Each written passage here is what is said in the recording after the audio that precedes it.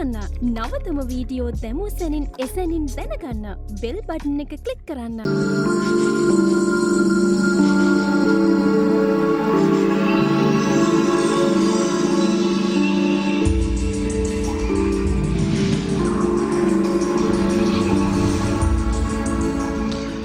අයිබෝවන් තෙරුවන් සරණ ප්‍රාර්ථනා කරමින් අද දවසේත් අපි ආරම්භ කරන සූදානම් වෙනවා සුපුරුදු හිතවත්කමත් එක්ක සොඳා දවසේ යාත්‍රා අපේ වැඩසටහන හැමදාමත් වගේ සමාජයට වැඩදායි ඔබට ඔබේ ජීවිතයට මගේ ජීවිතයට වටින කරුණු කාරණා බොහොමයක් අද දවසේත් අපි සාකච්ඡා කරන්න බලාපොරොත්තු වෙන වැඩසටහන ආරම්භ කරන්න. ඒක නිසා ඔබට බොහොම ගෞරවයෙන් අපි ආරාධනා කරනවා අපිත් සමගින් අත්වල බැඳ ගන්න ජීවිතයට අලුත් වෙනසක් හොයාගෙන යන මේ ගමන් මඟ තුල අද දවසේ අපි යාත්‍රා වැඩසටහන දියත් කරනකොට ඊටමත් ගෞරවණීයව নমස්කාර පූර්වකව අපි වැඩසටහනට අපි මැදිරියට අපි ඇරයුම් ලබා දුන්නා රාජගිරිය සදහම් සෙවණ වාසී පූජ්‍ය අවසරයි අතුල්ගේ රතන අපේ හඳුනන වහන්සේ බොහොම ගෞරවයෙන් පිළිගන්න අපේ හඳුනන වැඩසටහන වහන්සේව ඒ සමගම අපි ඊටමත් ගෞරවපූර්වකව নমස්කාර පූර්වකව ආරාධනා කළා දෙහිවල නැදිමාල රූපසිංහ පාරේ පැනසර සදහම් සෙනසුරේ ප්‍රධාන අනුශාසක රාජකීය පඬිතුක දර්ශනපති මාලිබින පඤ්ඤාසර අපේ හඳුනන වහන්සේ බොහොම ගෞරවයෙන් පිළිගන්න අපේ හඳුනන වැඩසටහන වෙනුවෙන් ඒ සමගම අද දවසේදී අපේ වැඩසටහනේ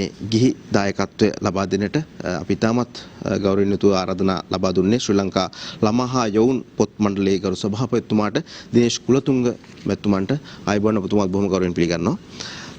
අද දවසේ අපි මාතෘකාව බවට පත් වෙන්නේ බුදුදහම සමග සමාජ මෙහෙවර කියන කාරණාව පිළිබඳව කතා බහ කරන්නට. අපි හැමෝටම යම් මෙහෙවරක් තිබෙනවා. මේ සමාජ මෙහෙවර පිළිබඳව කතා බහ කරනකොට මේ පුළුල් මාතෘකාවක් බවට පත් වෙනවා. අනිවාර්යයෙන්ම කතා කරන්න තියෙන ශ්‍රේෂ්ඨ ගණනාවක් තිබෙනවා. ඒ සියල්ල තුලින් තෝරා බේරාගත් ශ්‍රේෂ්ඨ කිහිපයක තොරතුරු අද දවසේ ඔබත් එක්ක සාකච්ඡා කරන්න අපි සූදානම් වෙන්නේ. ඔබට මට වටින කාරණා තුල ජීවිතේ වෙනස් මඟකට යන්න බලපාන කාරණා බොහොමයක් අද දවසේදී අනිවාර්යයෙන්ම සාකච්ඡාව තුළ හිතට එකතු කරගන්න හැකියාවක් ලැබේ. මම ඊටමත් ගෞරවපූර්වකව අපේ හඳුනන වහන්සේට මුලින්ම ආරාධනා කරන්න අපේ හඳුනන්නේ මේ මාතෘකාව පිළිබඳව පුංචි පැහැදිලි කිරීමකුත් එක්ක වැඩසටහනට ආරම්භයක් ඔබ වහන්සේගෙන් ලබා ගන්නට. මම හිතන්නේ අපි අද මේ මොහොත වෙන විට ජීවත් වෙන ලෝකේ බරපතලම ප්‍රශ්න බවට පත් වෙලා තියෙන්නේ විශේෂයෙන්ම COVID-19 නැත්නම් කොරෝනා වෛරසයේ පැතිරීම. මේ සමගම ලෝකේ පුරාම විශාල ව්‍යාකූලත්වයක් ගුවන් යානා නැවතිලා කර්මාන්ත අඩපණ වෙලා ගමනාගමන පහසුකම් නැති වෙලා මිනිස්සු ගෙවල් වලට හිර වෙලා ඒ වගේ ලොකු ව්‍යවුල්කාරී වාතාවරණයකට මුළු ලෝකෙම පත් වෙච්ච අවස්ථාවක්. ඒ වගේම දෙවනුව මේ කොරෝනා වෛරසය ගැන මිනිස්සු හිතන විදිය. සමහර අය කියන මේක මිනිස්සු කරපු නරක වැඩවලට ස්වභාව ධර්මයෙන් දීපු දඬුවම. තවත් සමහරු කියනවා ලෝකයේ විවේක ගැනීමට කරපු උපකාරය. තවත් සමහරු කියන ඕසෝන් තරලයේ සනීප වෙන්න දීපු විවේක කාලය.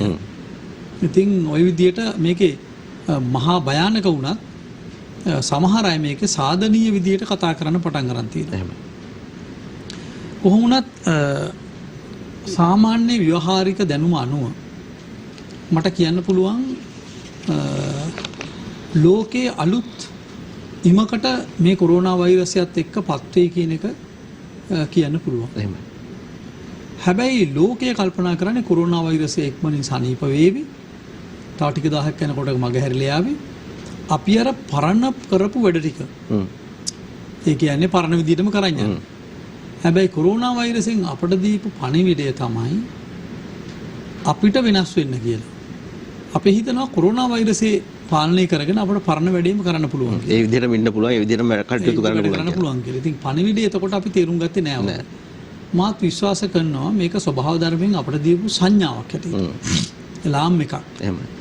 අපි දැන් මේ ගියපු දුර වේ ගියපු ගමන වැරදි වෙන විදියකට අපිට හිතන්න කියලා කියන එක. අවසරයි අපි හඳුනන දැන් සමහර අවස්ථාවලදී ඉතිහාසෙත් අපිට පුංචි දැනුවත් කිරීම දීලා තියෙනවා. හැබැයි මේ ටිකක් දරුණු මතක් කිරීමක් සිහිකැඳවීමක් නේද සෝබා දහමේ. දරුණු මතක් කිරීමක්. ඉතින් දැන් සරල උදාහරණයක් හිට ගත්තොත් මේක මුලින්ම ආවේ වවුලන්ගෙන් කියන කතාවක්. ඊළඟට විශේෂ නයික්ගෙන් ආවයි කියලා කෝබ්‍රා. ඊළඟට විශේෂ නයි වර්ගයක්. ඉතින් කොහොම වුණත් ලෝකේ දැන් චීනෙන්නේ පටන් ගත්තේ. එහෙමයි. මුලින්ම ආවේ මේක චීන සත්තු කනහන් දාපු දෙයක්. මොකද ඒගොල්ලෝ නොකන සතෙක් නැහනේ. ඔව්. ඒ කියන්නේ මේ අපේ මේසපුටු වැරෙන්න අනිත් ඔක්කොම කනවා. කනවා. ඒ කියන්නේ ඒක අනෙත් සමහර විට අමුවෙන්. ඔව් දෙපා සිව්පා බහුපා පියාඹෙන්නේ නැති පේන නොපෙරෙන හැම සතෙක්ම ඒගොල්ලෝ කනවා. එතකොට අපිට ගෝනුස්සෝ කනවාද අපේ රටේ නැහැ. පත්තෑයෝ කනවාද නැහැ. ගැරන්ඩි කනවාද නැහැ. එතකොට වවුල්ලු කනවාද නැහැ. ඒතර බල්ලෝ පූසෝ අපි කන්නේ නැහැ. ඒතර මේ හැම සතෙක්ම චීනේ කනවා. එහෙමයි. එතකොට ඒකට දීපු දඬුවමක් හැටියට මේක සමහර අය කල්පනා කරනවා. මගේ අදහස නම් ලෝකේ පහුගිය අවුරුදු 150 තුල මේ අපි ගමන් කරපු දිශානතිය අරන් බැලුවම විශාල මේ සංවර්ධනයේ පිළිබඳව. ඒ කියන්නේ අපි කාගෙන කොටාගෙන පරිසරය ගැන හිතන්නේ නැතුව ගියපු ගමනක් තිබුණේ. එහෙමයි. ඉතින් ඒක හන්දා ලෝකේ සමුළු 25ක් විතර දැනට තියලා තියෙන සමුළු වලින් කිව්වේ මේ විදියට ගියොත් ලෝකෙන් භාගයකට විතර මැරෙන්න වෙයි කියලා. ඒක හන්දා ගල් ලංගුරු අඩු කරන්න, තෙල් අඩු කරන්න, පරිසරයේ ජෛව පද්ධතියට වෙන හානිය අඩු කරන්න, ඇලදොල ගංගා ආරක්ෂා වෙන විදියට බැසිවනාන්තර සුරකින්න වැඩකට යන්න, විශේෂයෙන්ම කාබන් ඩයොක්සයිඩ් උරා ගන්න පුළුවන් ගස් කොළන් වවන්න, ඒ වගේම ගල් ලංගුරු තෙල් දහනය පුළුවන් තරම් අඩු කරන්න. ඔය වගේ ගොඩාක් දේවල් ලෝකේ අපිට කිව්වා මේකේ භයානකම අඟවලා තිබුණා. මම හිතන්නේ දැන් අපිට එහෙම ඒ අනතුර තේරුම් ගන්න උවමනා වෙලා තියෙනවා. ඉතින් මෙතෙන් දැන් හැම දෙයකම ඇති වෙලා තියෙනවා මේ කල්පනාවෙන් වැඩ කරන්න කියන එක. ඉවසීමෙන් සහ කල්පනාවෙන් වැඩ කරන්න. අපිට ඕන හැටියට නෙවෙයි. දැන් අපි ගත්තොත් මට හිතෙනවා අපි ධර්මයේ පැත්තෙන් ගත්තොත් අතපය හසුරුවද්දි යමක් අල්ලද්දි නාහික හද්දි හැම එකක්ම අපිට දැන් සිද්ධ වෙනවා සිහියෙන් කරා. ඉස්සර වගේ මෙහෙම කරන්න අපිට බයයි. මොකද අතේ මොනවා හරි ගෑවිලා නාහි ගෑවේ කියලා. ඒ කියන්නේ හැමතිස්සෙම සිහි කල්පනාවෙන් ඉන්න ඕන කියන එක. ඒ කියන්නේ සතිය හරියටම පාවිච්චි කරන්න පුළුවන් අවස්ථාවක්. අපි සාමාන්‍ය බණේ කිව්වේ ගතේ තිතේ නිසින්නේ සුත්තේ ජාගරිතේ සම්පජානකාරී හෝති අසිතේ පීතේ කායිතේ සම්පජානකාරී හෝති උච්චාර පස්සාව කම්මේ සම්පජානකාරී හෝති. කරන හැම වැඩක් මේ කියන්නේ. අපි වාඩි වෙනකොට නැගිටිනකොට නිදා ගන්නකොට ඇවිදිනකොට සිහි කල්පනාවෙන්. ඒ කියන්නේ ඒ කරන ක්‍රියාව ගැන අවධානය. දැන් අපිට එහෙම වෙන්න උනා. නෝනට නාහි අල්ලන්න හොඳ නැහැ. කටේ ඇඟිලි ගහන්න හොඳ නැහැ. අනවශ්‍ය දේවල් අල්ලන්න හොඳ නැහැ. දැන් මම වුණත් වැසිකිළිය දුරක් වුණත් අල්ලනකොට පරිස්සම් වෙන පොදු දැනග. ඒක ඔතනින්ද අල්ලන්න ඕන කට්ටිය අල්ලන්න හිතනකින් තමයි අල්ලන්න ඕන. නොබ් එක තියෙනකොට නොබ් එකට අත තියනකොට කල්පනා කරනවා මෙතෙන්ට අත තියන්න හොඳ නැහැ මේක වෙන තැනකට කියලා. ඒ කියන්නේ කල්පනාවෙන් ඒක අපි ආර්ථික ක්‍රියාවලියේදී අපේ මරණ බයට මේක අපි කරේ. ආර්ථික ක්‍රියාවලියේදී පරිසරයට ජීව පද්ධතියට හානි නොවන විදියට අපි කටයුතු කරන්න ඕනේ. ඉතින් මම හිතන්නේ බුද්ධ ආගමේ තියෙන කොටින්ම කිව්වොත් නියම බෞද්ධ ජීවන ක්‍රමයකට යන්න තමයි අපිට මේ බලපෑම් කළේ. අපි ගත්තොත් අපේ දැන් අපේ බෞද්ධයන්ගේ තියෙනවනේ මෙහෙම අදහසක්. බුද්ධ ආගම කියන්නේ දැන් මේ අපි මේ පෙර කර්ම කොල්ල ඉපදිනවා. දැන් අපි දුප්පත් වෙලා තිනවා කර්ම නිසා, අපි දුක් විඳිනවා කර්ම නිසා. ඉතින් හොඳ කර්ම කරන්න ඕන අපි. ඊළඟට මේ ජීවිතේ මහ වැඩක් නැති එකක්. ඒ කියන්නේ බඩු භාණ්ඩවලවත් දේවලවත් මේ ඔක්කොම නිස්සාරයි. මේ මනුස්ස ශරීරය ඇටසැකිල්ල. ඉතින් මේක ලස්සන කරගත්තට කිසි වැඩක් නැහැ. මේක සුවඳ විලවුන් ගල්ලා අලංකාර කළා මේක හැඩ වැඩ කළා ඒවා මෙයා කරන්න ඕනේ නැහැ. මේ ජීවිතෙන් සමු ගන්න ඕන අපි. ඒ කියන්නේ මේකෙන් මිදෙන්න ඕන, නිස්සරණයට යන්න ඕන. මේක සාමාන්‍යයෙන් අපේ බෞද්ධ කියවීම් වල තියෙන එක පැත්තක්. මේක මින හාමුදුරුවෝ මේක කතා කරනවානේ ගොඩක් නේ. අහලා තියෙනවනේ එහෙම. අහලා තියෙනවා. එතකොට ඊළඟට දෙවෙනි එක මේ ලෞකිකත්වයෙන් මිදලා අපි නිවන් දකින්න ඕන. එක එක්කෙනා ගිහිලා නිවන් දකින්න එක තමයි ලෞකික ලෝකය ගැන හිතන එක නෙවෙයි. නිවන් දකින්න එක තමයි අපේ ඌමනාව කියන එක. මම හිතන්නේ මෙන්න මෙතෙන්දී අපට මතු කරන්න වෙනවා බුදුරජාණන් වහන්සේගේ ධර්මයේ සමස්තය නෙවෙයි මේක. මෙන්න මේ ගැන හොඳ සංවාදයක් ඕන.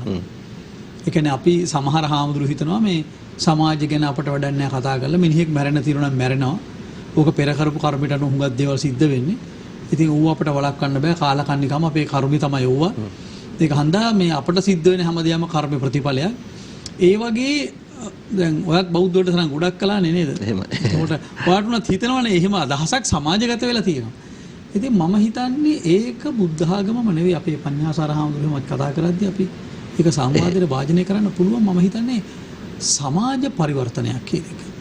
දැන් අපේ අතීත රජවරු කළේ පරිසරය ගහකොල්ල දැන් අපේ රජවරුන්ගේ රාජ්‍ය දස රාජ්‍ය ධර්ම වල ප්‍රධාන එකක් අහසේ පියාසර කරන පක්ෂී දෙපා සිව්පා බහුපාදී සත්තු ඇහැට පේන නොපෙනෙන සත්තුන්ට රක්කාවරණ ගුත්තිං සංවිධාසු. ධාර්මික රැකවරණයක් මේ හැම කෙනෙකුටම දෙන්න තියෙනවා. පරිසරයක් අපට තියෙනවා පරිසරය අපි ජය ගන්නවා සත්තු ඉන්නේ අපට කන්න කියලා එහෙම චින්තනයක් අපට නෙමෙයි. ඒ නිසා බෞද්ධ පරමාදර්ශ බෞද්ධ චින්තනය ගොවිතැනේදී සංවර්ධනයේදී ගියක් හදා ගැනීමේදී අපේ දැන් අපි කාර්ලා කෙල ගහද්දී සියලු කාරණාවලදී නේද? කෑම කනකොට මේ හැම දෙයකදීම අපි අර පරිස්සමින් මේ ජීවිතය කොහොමද අපි හදාගන්නේ? වඩා ජීවන ක්‍රම කොටිමකෝ ලෞකික ජීවිතේ සකස් කර ගැනීමට අදාළ චින්තනය අපි එහෙම එකක් තියනවද? එහෙම එකක් තියෙනවා ඒ මොකක්ද කියන එක සාකච්ඡා කළ යුතුයි. ඔබ වහන්සේ තමත් හොඳ ආරම්භයක් අපිට ලබා දෙනවා. මම තමත් ගෞරවයෙන් ආරාධනා කරන්නේ අපේ පඤ්ඤාසාර ගෞරවනීය ස්වාමීන් වහන්සේට අපේ හඳුනේ දැන් මේ කියපු කාරණා වලින් මම දැන් අපි වෙන තැනකින් පොඩ්ඩක් පටන් ගත්තොත් හොඳයි කියලා හිතනවා අපේ ස්වාමීන් වහන්සේ දේශනා කරපු කාරණාත් එක්කම දැන් මේ හැම දෙයක්ම කර්මයෙන්ද සිද්ධ වෙන්නේ කියන කාරණාවත් එක්ක ඔබ වහන්සේට මම ආරාධනා කරනවා බොහොම ගෞරවයෙන් වැඩසටහනට ඔබ වහන්සේගේ පැත්තෙන් ආරම්භයක් ලබා ගන්න මේ කාරණාවත් ටිකක් මුල් කරගෙන පැත්තකින් තියාගෙන. ඔව් අපේ අතුරුලේ රතන පණ්ඩිත හාමුදුරන් වහන්සේ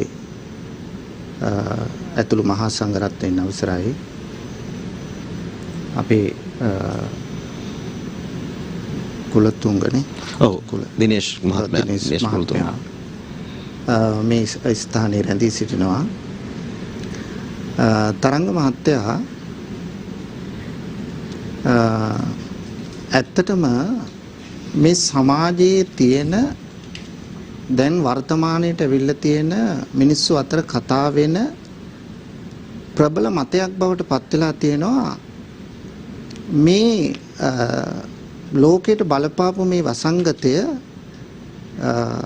කර්මයේ ප්‍රතිඵලයක්ද? සමහර වෙලාවට පිහිට ලබා ගන්න යන ආගමික මධ්‍යස්ථානයත් සමහර වෙලාවට මේ ආරක්ෂා කරගන්න වෙලා තියෙනවා නේ. පල්ලිය වෙන්න පුළුවන්, කෝවිල වෙන්න පුළුවන්. එහෙම නැත්නම් විහාර මන්දිරය වෙන්න පුළුවන්. එවැනි තත්ත්වයකට පන්සල වෙන්න පුළුවන් ආරක්ෂා කරගන්න තත්ත්වයකට පත් වෙලා තියෙනවා. ඒක නිසා මිනිස්සු තුල ඇත්තටම මේක කර්මයේද සමහරු කියනවා නැහැ මේක ඔබතෝ කෝටික ප්‍රශ්නයක් බවට පරිවර්තනය වෙලා තියෙනවා.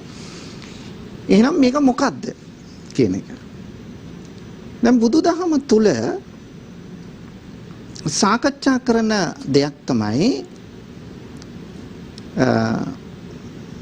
කර්මය මිනිස්සුන්ට බලපාන ප්‍රබල සාධකයක් වුණාට සියල්ල කර්මයට අනුව හෝ සියල්ල පෙර කර්මයට අනුව සිදුවනවා කියන එක බුදුදහම පිළිගන්නේ නැහැ.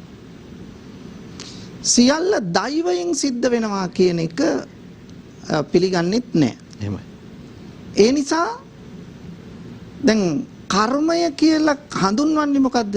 අපි සිදු කරන සචේතනික වූ ක්‍රියාවක් නේ. මේ ක්‍රියාව තමයි කර්මය කියලා කියන්නේ. එතකොට මේ සචේතනික ඕනම ක්‍රියාවකට අනිවාර්යයෙන්ම ප්‍රතික්‍රියාවක් තියෙනෝනේ. ඊට සමාන ක්‍රියාවක් හෝ ප්‍රතික්‍රියාවක්. ඒ නිසා මේ අපි සිදු කරන සෑම හොඳ හෝ නරක සචේතනික කර්මයකට හොඳ හෝ නරක ප්‍රතිවිපාකයක් තියෙනවා. අපි හොඳ වැඩක් කළොත් අපිට මනසට සතුටක් දැනෙනවා. එහෙමයි. ඉතින් ඒක තමයි ditta ධම්ම වේදනීය වශයෙන් විපාක දුන්නා කියලා කියන්නේ. ඉතින් ලෝකයට අවධානය යොමු කළාම මිනිසුන් සිදු කරන හැම ක්‍රියාවකින්ම එක්කෝ තමන්ට යහපතක් නැත්නම් අනුන්ට යහපතක්. එහෙම නැත්නම් තමන්ටත් අනුන්ටත් යහපතක්. එහෙම නැත්නම් තමන්ට යහපතක් අනුන්ට අයහපතක්. එහෙම නැත්නම් තමන්ටත් අනුන්ටත් අයහපතක්. එහෙමත් නැත්නම් තමන්ට අනුන්ට යහපතක් වෙලා පරිසරයට යහපතක්. ඒ නිසා මෙන්න මේක තමයි අපි කරන ක්‍රියාවේ ඊළඟ ප්‍රතිඵලය වන්නේ. එතකොට දැන් කර්ම සංකල්පය කියන එක අපිට එක විට ප්‍රතික්ෂේප කරන්න බෑ. හැබැයි සිද්ධ වෙන හැම ක්‍රියාවක්ම කර්මයේ ප්‍රතිඵලයක් කියලා අපි ඒකට මුවා වුණොත් අපිට ඉදිරි ගමනක් නැහැ. ඒ නිසා අපේ මේ ක්‍රියාවලිය තුළ අනිවාර්යයෙන්ම කර්මයේද සාධකයක් බවට පත් වෙනවා. මොකද දැන් එහෙනම් මේ බටහිර රටකට මේ වයසය ප්‍රතිඵල එනකොට එහෙම නැත්නම් ලංකාවේ මිනිස්සු වෙනත් රටවල මිනිස්සු හොඳ කරපු මිනිස්සුත් මැරෙනවා නම් නරක කරපු මිනිස්සුත් මැරෙනවා නම් නරක කරපු මිනිස්සුන්ගේ ප්‍රතිවිපාක හොඳ මිනිස්සුන්ගේ පිටින් යනවද? මෙහෙම ගැටලුවක් තියෙනවා. කිසිම වරදක් කරන්නේ නැති මිනිස්සෙටත් වෛරසය බෝ වුණොත් මැරෙන්න පුළුවන්. ඉතින් ඒ නිසා මේ මිනිස්සයාටත් කර්මයක්ද? හැබැයි අපි සමස්තයක් බැලුවොත්, සමස්තය වශයෙන් බැලුවොත් අපි කවුරුත් මේ සාමූහික කර්මයකට දායක වෙලා තියෙනවා. නේ? දැන් අපි ජීවත් වෙන්න සමහර වෙලාවට අපේ අතින් වනාන්තරයේ නැත්තම් පරිසරයේ කොච්චර අපි හානි වෙලා ඇද්ද? ජලයට අපෙන් කොච්චර හානි වෙලා ඇද්ද? වාතාශ්‍රයට අපෙන් කොච්චර හානි වෙලා ඇද්ද? දැන් අපි කවුරුත් වාහනයක් පදිනවා නම් ඒ වාහනේ වායු දූෂණය කරන්නට අපි දායක වෙනවා. නේ? අපේ ගේ හදාගන්නකොට අපි වැලි ගන්නව නම්, පස් ගන්නව නම් අපිත් මේ පරිසරයෙන් ඒ ගන්න දේවල් නිසා පරිසරයට හානියක් වෙනවා. පුජ්‍යලිකව ගිහිල්ලා පරිසරයට හානි කරන්නේ නැහැ කියලා හිතාගෙන කරාට අපි කරලා තියෙන්නේ තියෙන පරිසරය අපිට ඕන විදිහට වෙනස් විදිහට හදාගන්න එකයි. ඒතර විද්‍යාවේ දියුණුව කියන්නේ සමස්ත පරිසරය කන පිට ගහන එක. එතකොට මූදු ජලය වෙන්න පුළුවන්, ගංගා ජලය වෙන්න පුළුවන්, වැව් ජලය වෙන්න පුළුවන්, දියඇලි වලින් එන ජලය වෙන්න පුළුවන්. මේ හැම තැනම මිනිස්සුන්ගේ ක්‍රියාකාරීත්වයත් එක්ක සිද්ධ වෙලා තියෙන විනාශයක්. එතකොට මේ විනාශයට මම සම්බන්ධ නැහැ කියලා කාටවත් කියන්න බෑ. මොකද අපි හැම කෙනෙක්ම සමාජයේ කොටස්කරුවෙක්. එහෙනම් සමාජයට හානියක් කරන්නේ නැති පිරිස තමයි එහෙනම් මේ මිනිස්සු හැරුණාම සතුන් නේ? සතු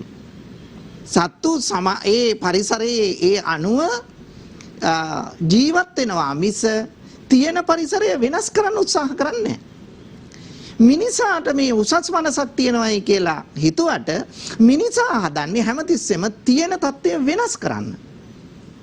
වෙනස් කරාට මොකද වෙනස් කරගෙන උඩට යාට පස්සේ අන්න අපිට කර්මයේ විපාක කියලා කියන්නේ ඒකයි. මේ සාමූහික කර්මයේ විපාක හැටියට අපි නැවතත් තිබෙන තියෙන තැනට ඇදලා දානවා. එක සිද්ධියකින් සමස්ත ක්‍රියාවලිය අක්‍රිය කරන්නට පරිසරයට හැකියාව තියෙනවා. ඉතින් ඇත්තටම බැලුවහම මේ සියල්ල එන්නේ කර්මයේ ප්‍රතිඵලයක් නිසායි කියලාත් අපිට නිර්වචනය කරන්න පුළුවන්. අපි හොඳට බොහොම පිං අපි ඉදිරියේදී කතා කරමු. මෙය ඉතාමත් විවෘතව සහ පැතිකඩ ගණනාවකින් කතා බහ කළ යුතු මාතෘකාවක් බවට පත් වෙලා තියෙනවා කියන කාරණාව දැන් ඔබටත් දැනනවා ඇති කියලා මම විශ්වාස කරනවා. මම ඉතාමත් ගෞරවයෙන් ආරාධනා කරනවා අපේ දිනේෂ් කුලතුංග මහත්මයාට. මම මුලින්ම ප්‍රශ්නයක් යොමු කරන්න බලාපොරොත්තු වෙන්නේ නැහැ අද දවසේ වැඩසටහන තුළ. ඔබතුමාටත් මේ ප්‍රවේශයක් ලබා ගන්න හොඳම අවස්ථාව කියලා මම විශ්වාස කරනවා වැඩසටහනට. ගෞරවනීය සංඝරත්නයන් අවසරයි. මේ කොරෝනා වෛරසය පිළිබඳව සහ ඇත්තටම එහි මේ ඇතිවෙච්ච වසංගත තත්ත්වයේ පිළිබඳව සහ සමාජීය සහ ආර්ථික වශයෙන් ඒ වගේම සමාජයේ සියලු දෙනා වෙනුවෙන් ඒවා අර්ථ දක්වන්නේ කොහොමද කියන කාරණාව පිළිබඳව ඔබ වහන්සේලා ප්‍රකාශ කරපු සියලු දේවල් වලටම එකඟ වෙමින් මම හිතනවා මම මෙහෙම ප්‍රවේශයක් අරගෙන මේ COVID-19 ගැන හඳුන්වා දීමක් කළොත් හොඳයි කියලා. ඒකෙදි මේ කොරෝනා වෛරසය කියන්නේ මම හිතන්නේ අපි අපේ මේ මානව පරම්පරාවක් තියෙන කාලය කියන්නේ කොයිතරම් කාලයක් අපි පරිණාමය වෙලා තියෙනවද? ඒ වගේම කාලයක් මේ වෛරසත් පරිණාමය වෙලා තියෙනවා. මේ වෛරසයක් කියන්නේ ඒක අපිට බලන්න පුළුවන් දෙයක් නෙවෙයි. ඒක ප්‍රෝටීන් කොපුවක් ඇතුලේ තියෙන න්‍යෂ්ටික අම්ල. මේක එක එක කාලෙට එක එක ආකාරයට ප්‍රතියුක්ත වෙනවා. වෙනස් වෙනවා. ඉතින් අපිට මතකයි අපි දන්නවා අපි කියවලා තියෙන ඉතිහාසයේ 1918 වගේ කාලෙ වෙනකොට ඉන්ෆ්ලුවෙන්සා රෝගයක් හැදුනා. ඒකෙන් ලක්ෂ 20ක් විතර ලෝකෙ මිය ගියා. ඊට පස්සේ අපෝ 1956 දී ලක්ෂ 20ක් විතර මැරෙන්නේ 56 දී ඉන්ෆ්ලුවෙන්සා. ඊට පස්සේ 1968 දී හොංකොං ෆ්ලූ කියලා එකක් හැදුනා. ඒකත් මේ කොරෝනා වෛරසයක් නිසා ඇති වෙන්නේ. ඒ වෙලාවේදී ලක්ෂ 20ක් විතර ලක්ෂ 10ක් විතර මැරෙනවා. මෙන්න මේ වාගේ ලංකාවෙත් තවත් විශේෂම කාරණාවක් තමයි 1934 වගේ කාලේ වෙනකොට මැලේරියා වසංගතයක් තිබුණා. මේ වසංගතයේදීත් කියවෙන්නේ ලක්ෂයක පමණ මිනිසුන් ප්‍රමාණයක් මරණයටපත් වුණා කියලා. ඒතර මේ වගේ වසංගත තත්වයන් ලෝකයේ නිරන්තරයෙන්ම ඇති වෙලා තියෙනවා. බොහෝ කාලයකට පස්සේ මේ කොරෝනා වෛරසය තවත් අලුත් ආකාරයක ප්‍රතියුක්තියක් වෙලා චීනයේදී මේක පැතිරෙන්න පටන් ගත්තා. එතකොට අපිට තියෙන්නේ ඇත්ත වශයෙන්ම අපි පෞද්ගලික දවස් 90ක විතර කාලයක් තිස්සේ අපි පුරුදු පුහුණු කරපු මේ විනය බලාත්කාරයෙන් හෝ පුරුදු පුහුණු වෙන්න සිද්ධ වෙච්ච විනය මේක රැකගත්තොත් අපිට මම හිතන්නේ අනාගතයේදීත් මේ වගේ අවස්ථාවන් වලට මුහුණ දෙනවා නම් ඒකට පහසුවක් වෙයි. ඒක කාරණයක් මම හිතන්නේ අපේ හාමුදුරන් වහන්සේ කිව්වා අපි ඇත්තටම පිහිටක් පතාගෙන සරණක් පතාගෙන යන දේවාලයේද විහාරස්ථානයේද පල්ලියේද මේ කොයිකට ගියත් ඒවත් ආරක්ෂා කරන්න වෙන තත්වයකට අදපත් වෙලා කියලා. එහෙමනම් එකකින් කියවෙන්නේ මොකක්ද? අපි අද ප්‍රධාන වශයෙන් අපි කතා කරන්නේ අපේ සමාජ මෙහෙවර ගැන. සමාජ මෙහෙවරක් කරන්න හැම කෙනෙක්ම සමාජයේ හැම සමාජිකයෙක්ම බැඳිලා ඉන්නවා. ඒක පෞද්ගලිකව වෙන්න පුළුවන්. ඒ සමාජ මෙහෙවර කරන්නේ සංවිධානාත්මකව වෙන්න පුළුවන්. එහෙම නැත්නම් ආයතනික වශයෙන් වෙන්න පුළුවන්. මේ කොයි ආකාරයෙන් සිද්ධ කරත් ඒ සමාජ මෙහෙවර සමාජයේ යහපත සඳහාමයි. දැන් මෙතන ගැටලුව වෙලා තියෙන්නේ අපේ සමාජ මෙහෙවර පහුගිය දශක කීපය තුල සිද්ධ වෙලා තියෙනවා. මට මතකයි අපි පුංචි කාලේ අපි හිටියේ මහා කනදරාව කියන අනුරාධපුරේ බොහොම දුෂ්කර පළාතක. ඒක බස් එකයි මේ පැත්තේ වැඩ කරන්නේ. ඒ බස් එක නැති වෙච්ච දාට අපි අනුරාධපුරේට ඉස්කෝලේ එන්න පාරේ එනකොට නවත්තනවා බයිසිකලයක්. එහෙම නැත්නම් කරත්තයක් නවත්තලා අපිව දාගෙන එනවා. ඇවිල්ලා ඒ වගේම තමයි ආපහු යනකොටත් එනකොටත් ඔය සිද්ධි ඕන තරම් අපේ අත්දැකීම් තියෙනවා. නමුත් අද වෙලා තියෙන්නේ අපිට මේ නගරයකදීවත් අපිට කිසිම කෙනෙකුට එහෙම උදව්වක් කරන්න පුළුවන්ද? උදව්වක් කරන්න අපිට නවත්තන්න පුළුවන්ද? උදව්වක් අපි ලබා ගන්න පුළුවන්ද? එහෙමනම් අපි තුල එකිනෙකා තුල සමාජයේ තියෙන විශ්වාසය පළුදු වෙලා තියෙනවා. අපේ සමාජ මෙහෙවර අපෙන් ගිලිහිලා තියෙනවා. මෙන්න මේ වගේ වාතාවරණයක් තුල තමයි අපිට ඇත්තම සමාජයක් විදියට වසංගතයකින් හෝ වෙනත් මොන විපත්යකින් හරි බේරෙන්න සිද්ධ වෙලා තියෙන්නේ මෙන්න මේ අභියෝගයන් තුල. ඉතින් ඒ නිසා මම හිතන්නේ මේ සමාජ මෙහෙවර පිළිබඳව කතා කරන්න ඒ වගේ කතිකාවක් පවත්වන්න සියලුම මාධ්‍ය දසදහස් වතාවක් මේ වගේ වැඩසටහන් ක්‍රියාත්මක කරන්න ඕනේ. මුද්‍රිත මාධ්‍ය, විද්‍යුත් මාධ්‍ය මේ සෑම මාධ්‍යකින්ම මේ සමාජ මෙහෙවර පිළිබඳව නැවත සිහි කැඳවීමක් කළ යුතුව තියෙනවා. ඒ නිසා මම බොහොම සතුටු වෙනවා අද සියත ආයතනයෙන් සියත ටීවී මේ යාත්‍රා වැඩසටහන හරහා යම්කිසි ප්‍රවේශයක් මේ ඊටා වටිනා මාතෘකාවට ප්‍රවේශයක් ලබා දීම සම්බන්ධයි. බොහොම ස්තුතියි දිනේෂ් මහත්මයා. එතුමා විශේෂයෙන්ම ළමා හා යොවුන් පොත් මණ්ඩලයේ ගරු සභාපතිතුමා ශ්‍රී ලංකා ආයතනය නියෝජනය කරමින් එතුමත් සහ එතුමාගේ ආයතනය තුලින් ලොකු මෙහෙවරක් අපේ හඳුන්නේ COVID-19 වෙනුවෙන් සිදු කරා. එහි ප්‍රතිඵලයක් තමයි මගේ මේ අතේ තියෙන COVID-19 වැළැක්වීමේ අත්පොත. විශේෂයෙන්ම වූහාන් පළාතෙන් තමයි මේ අපිට වෛරසය ආරම්භ වුණා කියලා දැනගන්න ලැබුණේ. මේ නේහාන් පළාතේ මධ්‍යස්ථානයේ කාලයකින් කරපු පර්යේෂණ රසක ප්‍රතිඵලයක් විදිහට තමයි මේ ලැබෙන්නේ. එහි සිංහල පරිවර්තනය මෙතුමන්ලා නොමිලේ බෙදා හැරීමේ කටයුතු ගණනාවක් කරලා තියෙනවා. පොත්පත් ගණනාවක් දහස් ගණනක් අපි මේ පිළිබඳව ඉදිරියේදී කතා බහ කරන්න සූදානම් වෙනවා. ඒ සියල්ලට මිඩකඩ තියාගෙන අපි තමත් කෙටි විරාමයක් ලබා ගන්න තමයි බලාපොරොත්තු වෙන්නේ. කතා බහ කරන්න ඔබත් එක්ක බෙදා හදා ගන්න හුඟක් දේවල් තියෙනවා. අපි ගෞරවනීය ස්වාමීන් වහන්සේලාගේ ඒ වගේම දිනේෂ් මහත්මයාගෙන් අපිට ලබාගත යුතු කාරණා බොහොමයක් තියෙනවා. ඒ තවත් සුවිශේෂී පියවරකට ඇවිල්ලා තියෙන මොහොතක්. අපි මේ COVID-19 එක්ක ඉදිරියට අපි ගමන් කරන්න ඕන කොහොමද? සමාජයක් විදියට පුරවැසියන් විදියට අපිට කරන්න ඕන කාරණාවන් මොනවද? මේ කියන කාරණාත් එක්ක අපේ යුතුයකම් වගකීම් පිළිබඳව අපි කතා බහ කරමින් ඉන්නේ. අපේ හඳුන්නේ මම කැමති ඔබ වහන්සේගෙන් විමසන්න විශේෂයෙන්ම මෙවැනි තත්ත්වයක් එක්ක අපිට මේන් යම් සහනයක් ලබා ගන්න, මේන් යම් වෙනසකට යන්න බුදුදහම ආශ්‍රයෙන් අපිට ගන්න පුළුවන් පාඩම් මොනවද? ඒ ආශ්‍රයෙන් අපිට ගන්න පුළුවන් පණිවිඩ මොනවද තියෙන කියන කාරණාවට ටිකක් අවධානය යොමු කරොත් හරි වටී මේ වෙලාවේ. දැන් මම අර මුලින් කිව්වා වගේ එක එක්කෙනා අල්ලලා සාකච්ඡාවක් තියෙනවා. මෙයා නිවන් ගියා, මෙයා නිවන් ගියා, තනි තනි පුජ්‍යලෝ හැටියට අපි කොහොමද මේ නිවන් දැක ගන්න. එතකොට සමහර ස්වාමීන් වහන්සේලාත් කතා කරනවා මේ නිවන් දකින්න එක තමයි දැන් මේ සංසාරේ වැඩක් නැහැ. මේ සසර මහා දුකක්. මේක මහා අවුල් තැනක්. මේ සසර ඉපදෙන එක මහා කාලකන්නිකමක්. මේ සසරෙන් ගැලවිලා මේ මහා දුර්භාග්‍ය සම්පන්න, අභාග්‍ය සම්පන්න ලෝකෙන් ගැලවිලා අමා මහ නිවන් සුව ලබා ගන්න කොහොමද කියන එක තමයි සාමාන්‍ය එක අදහසක් විදිහට තියෙන්නේ. එතකොට දැන් මම හිතන්නේ අපි සෑහෙන වියුල් විදිහට මේක තේරුම් ගන්න තියෙනවා. නිවන කියලා කියන එකේ සසර නවතිනවද පවතිනවද කියනට වඩා නිවනෙන් බලාපොරොත්තු වෙන දේ තමයි මිනිස්සෙගේ පරිවර්තනය.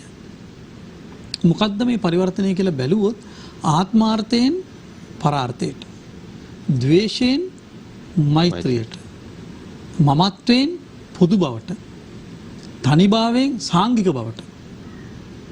එතකොට මේක පරිවර්තනය. එතකොට ඒ පරිවර්තනය සමාජයේ කොච්චර ගුණාත්මක කරන්න පුළුවන්. දැන් උදාහරණයකට ගත්තොත් මේ ලෝකේ තියෙන හැම දෙයකම ප්‍රශ්නේ අපේ මේ ලෝකයට තියෙන මේ අපි බදා ගන්න, අල්ල ගන්න, මගේ කරගන්න තියෙන ඕනකම. දැන් අපි කැමති අක්කර කාලක ඉන්නවට වැඩිය අපි කැමති අක්කර 50ක විතර අයිතිකාරයෙක්. අපි පුංචි ගයක් කරනකොට අපි කැමති ලොකු දයන්ත ගයක් හදාගන්න. එතකොට මහේ සාක්‍යකමක් තියෙනවා, නිකන් රජෙක් වගේ පේනවා. එතකොට මහා කෙරුම්කාරයෙක් කියලා හිතනවා. එනේ මිනිහගේ මේ ජාගර උවමනාව. එතකොට දැන් ප්‍රශ්නේ තියෙන්නේ මේ වගේ මේ උවමනාව ඇතුලේ මිනිහා තෘප්තිමත් වෙනවද? ලොකු ගයක් හදාගත්ත පමණින්, විශාල ඇඳක බුදී ගත්ත පමණින්, මහා නගර හදාගත්ත පමණින් අපට සන්තෝෂය ලැබෙනවද? ඉතින් බුදුදහමේ උගන්වන්නේ මිනිස්යා සහ ස්වභාව ධර්මයේ අතර තියෙන සම්බන්ධය. මම සහ ඔබ අතර තියෙන සම්බන්ධය. අපි මේ මමත්වයේ බින්දම අපි පොදු කෙනෙක් බවට පත් වෙනවා. ඒතර ධර්මයෙන් කරන්න යන්නේ අපි මේ මම කියන පුජ්‍යලභාවය කඩලා පොදු ස්වභාව ධර්මයට කිට්ටු කෙනෙක් බවට පත් කරන්න. ඉතින් අපි නිවන් දැක්කත් නැත ඒ ජීවන ක්‍රමය, ඒ කියන්නේ පොදු ජීවන ක්‍රමයක් අපි කොහොමද හදාගන්නේ කියන එක. එතකොට අපට තේරෙනවා දැන් මේ හදලා තියෙන ජීවන ක්‍රමය තියෙන්නේ තනිව ගිහිල්ලා උඹලා තරඟ කරලා උඹලගේ කුට්ටිය කඩාගෙන කියන වගේ එකක් නේ කියන්නේ. ඉතින් උකට අපි කියනවා ලිබරල් ආර්ථිකය, ඒ වගේ දේවල්. ඉතින් ඒ කියන්නේ මම කොහොමද ද්‍රව්‍යමය වශයෙන්, ලෞකික වශයෙන් මහා හොඳ ලොකු බලපුලුවන් කාර්යයක් වෙන්නේ. අපි හඳුනන දැන් මේ COVID-19 ඔකටත් හොඳ උත්තරයක් දුන්නා නේද? අනිවාර්යයෙන්ම කාටවත් මරණය කැඳෙව්වා. උගක් අයට සමහරට මරණය කැඳෙව්වා, සමහරට බය කැඳෙව්වා. දැන් අපට උගන්වන්නේ අර පරිස්සමෙන් තම තමන්ට පුළුවන් සීමාව තුළ සාමූහිකව ජීවත් වීමට අදාළ ජීවන ක්‍රමයකට අපිට යන්න වෙනවා. ඉතින් දැන් අපි ගත්තොත් අපේ ජීවන චක්‍රයේ තියෙන හැම දෙයක්ම විකෘතියක්. දැන් මම වැඩිපුර කතා කරන්නේ ගොවිතැන ගැනනේ. දැන් අපි කියනවා මම බෞද්ධ හැට අපි කියනවා සම්මා කම්මන්ත, සම්මා ආජීව එහෙම කියනවා. වස විස වෙලඳාම වයින් වෙන්න ඕන, මේ ධාර්මික වෙලඳාමෙන් ජීවත් වෙන්න ඕන, ඔහොම කියනවා. දැන් ඇත්තටම මේ ජීවන ක්‍රමේ ගොවියෙකුට ධාර්මික වෙන්න පුළුවන්ද? මාළු කිලෝවක් මරණ වැල්ල කරේ ඉන දීවරයෙකුට වඩා හාල් කිලෝවක් හම්බ ගන්න ගොවියා හාල් කිලෝ 10කට සත්තු මරනවා. ඒකට හේතුව තමයි මේ පාවිච්චි කරන අධික විස රසායන. ඒකෙන් පස නිසරු වෙනවා, පස විස වෙනවා, මිනිසුන්ට පිළිකාව වහුගුඩු ආදී රෝග ඇති වෙනවා. ජෛව විවිධත්වය. ඒ කියන්නේ මේ පරිසරයේ සමතුලිත බවක් තියෙන. අපි මේක ඕනවට වැඩිය හානි කරොත් අපට පවතින්න බැහැ. උදාහරණයකට ගත්තොත් අපි මීමැස්සෝ සහ සමනල්ලු ආදී සත්තු නැතුනොත් අපට පරාගණය වෙන්නේ නැහැ. අපට තවත් ගෙඩි කන්න හම්බෙන්නේ. ඒ නිසා අපේ අර මං මුලින් කිව්ව ස්වභාව ධර්මයක් රකිමින් යන, ස්වභාව ධර්මයක් එකඟව යන, අපි හදන ගොඩනැගිල්ල ඇතුලේ ස්වභාව ධර්මයට සමීපකමක් තියෙන, ස්වභාව ධර්මයට ඕනොටනේ ප්‍රතිවිරුද්ධයක් නැති, මිත්‍රශීලී ස්වභාව ධර්මයට මිත්‍ර වෙන. දැන් ලෝකේ කතා කරන එකෝ ෆ්‍රෙන්ඩ්ලි කියලා වචනයක් ආවා. මේ පද්ධතියට මිත්‍රශීලී වෙන, පද්ධතියෙන් සම්පූර්ණ ගැලවෙන්නේ නැති අන්න ඒ වගේ ජීවන ක්‍රමයකට දැන් අපේ බෞද්ධ ජීවන ක්‍රමයේ තියෙන එහෙම ජීවන ක්‍රමයක්. ඒ කියන්නේ අපි බුදුහාමුදුරුව මේ ආචාර ධර්ම නෙවෙයි ඉගෙනුවේ. ආචාර ධර්ම කියන්නේ මෙච්චර බඩු තියාගන්න එපා, සරල වෙන්න, ඔහොම එකක් නෙවෙයි. ආකල්පමය වෙනසක්. ඒ කියන්නේ බුදුහාමුදුරුවන්ගේ බණ අහපු කෙනෙක් ද්‍රව්‍යමය සම්පත්තේ පස්සේ ගිහිල්ලා ඒ වයින් උඩඟු වෙන පුජ්‍යලයක් නොවන තත්ත්වෙට. එයාගේ චින්තනමය වෙනසක්. එතකොට රාජ්‍ය ප්‍රතිපත්තිය තුල බෞද්ධ ප්‍රතිපත්තිය කියන එකක් නෑ අද. අද අපේ ගොවි ප්‍රතිපත්තිය සත්තු මරණ ගොවි ප්‍රතිපත්තිය. අපේ වෙළඳ ප්‍රතිපත්තිය තරඟකාරීව අනිත් මිනිහා ජය ගන්න, අනිත් මිනිහා පරාජය කළා තමන් බුදුන වෙන්න හිතන තරඟයට ඉඩ දෙන ජීවන ක්‍රමයක්. මානෙ උඩුගම වැඩි කරන ජීවන ක්‍රමයක්. එතකොට මේකෙන් මිනිහන් ගලව ගන්නේ කොහොමද කියන එක තමයි මං හිතන්නේ ඉතාම වැදගත් කාරණා. ඒක හන්ද මං හිතන්නේ අපි අද කතා කරන්න ඕන මේ COVID-19 ආවට පස්සේ මම හිතනවා ධාර්මික ජීවන ප්‍රතිපදාව කියන එක හුඟක් වැදගත්. ඒ කියන්නේ අපේ ජීව පද්ධතියට හානි නොවි අපේ පැවැත්ම හදාගන්නේ කොහොමද? එතකොට අර දැන් ලෝකයේ තියෙන මේ කයා කන්සියුමින් කියන එක. පරිස්සමෙන් පරිභෝජනය කරන්න. අපි වතුර එකක් බීලා ඔහි වීසි කරන්නේ නැහැ. අපි ප්ලාස්ටික් බෝතලයක් අපිට ඕනමද වතුර බොන්න. ප්ලාස්ටික් පොලිතින් නැති ලෝකයකට අපිට යන්න බැරිද? පරිසර හිතකාමී ඇඳුම් වලට යන්න බැරිද? පරිසර හිතකාමී සෙරෙප්පු පාවිච්චි කරන්න බැරිද? පරිසර හිතකාමී ගෘහ උපකරණ පාවිච්චි කරන්න බැරිද? දැන් අපි මේ ලීබඩු ගොඩක් පාවිච්චි කරනවානේ අපේ රටේ. දැන් අපි ගත්තොත් චීන, ජපන් වගේ රටවල ලීබඩු හුඟක් අඩුයි පාවිච්චි. ඒගොල්ලෝ ගොඩක් බිම වාඩි වෙන්නේ. ඉන්දියානු සංස්කෘතිය වුණත් මිනිස්සු ගොඩක් බිම වාඩි වෙන්නේ. ඉතින් එරමිඩියක තාගෙන බිම වාඩි වෙන්නේ. ඉතින් ඒ තායිලන්තය වගේ බුරුම වගේ රටවල හුඟක් ඒක වැඩි. ඒක බෞද්ධ ආభాෂිකුත් තියෙනවා. එතකොට අපිට බිම වාඩි වෙන සංස්කෘතිය දැන් ජපානයේ අපි පන්සලට ගියත් බිමනේ වාඩි වෙන්නේ. ඔව්. නමුත් පන්සලේ දැන් හාමුදුරනේ වෙලා තියෙන්නේ. කවිච්චි ටිකයි. ඒ ටික වැඩිපුර කම්මැලි පුටුවයි. ඒ කියන්නේ පන්සල වුණත් හදලා තියෙන්නේ අර ලන්දේසි පෘතුගීසි කාලේ තිබිච්ච ගෘහ භාණ්ඩ වලින් තමයි පිරලා තියෙන්නේ. අපේ බෞද්ධ පුටුව නෑ පන්සලේවත්. අපේ බෞද්ධ සංඝාරාමයේ පන්සලේ නෑ. අපිට ගැලපෙන සංඝාරාම පද්ධතිය, අපිට ගැලපෙන ධර්මශාලාව. ඒක නිසා බෞද්ධ ජීවන ක්‍රමයක අංගෝපාංග අපි අඳුරන්නේ.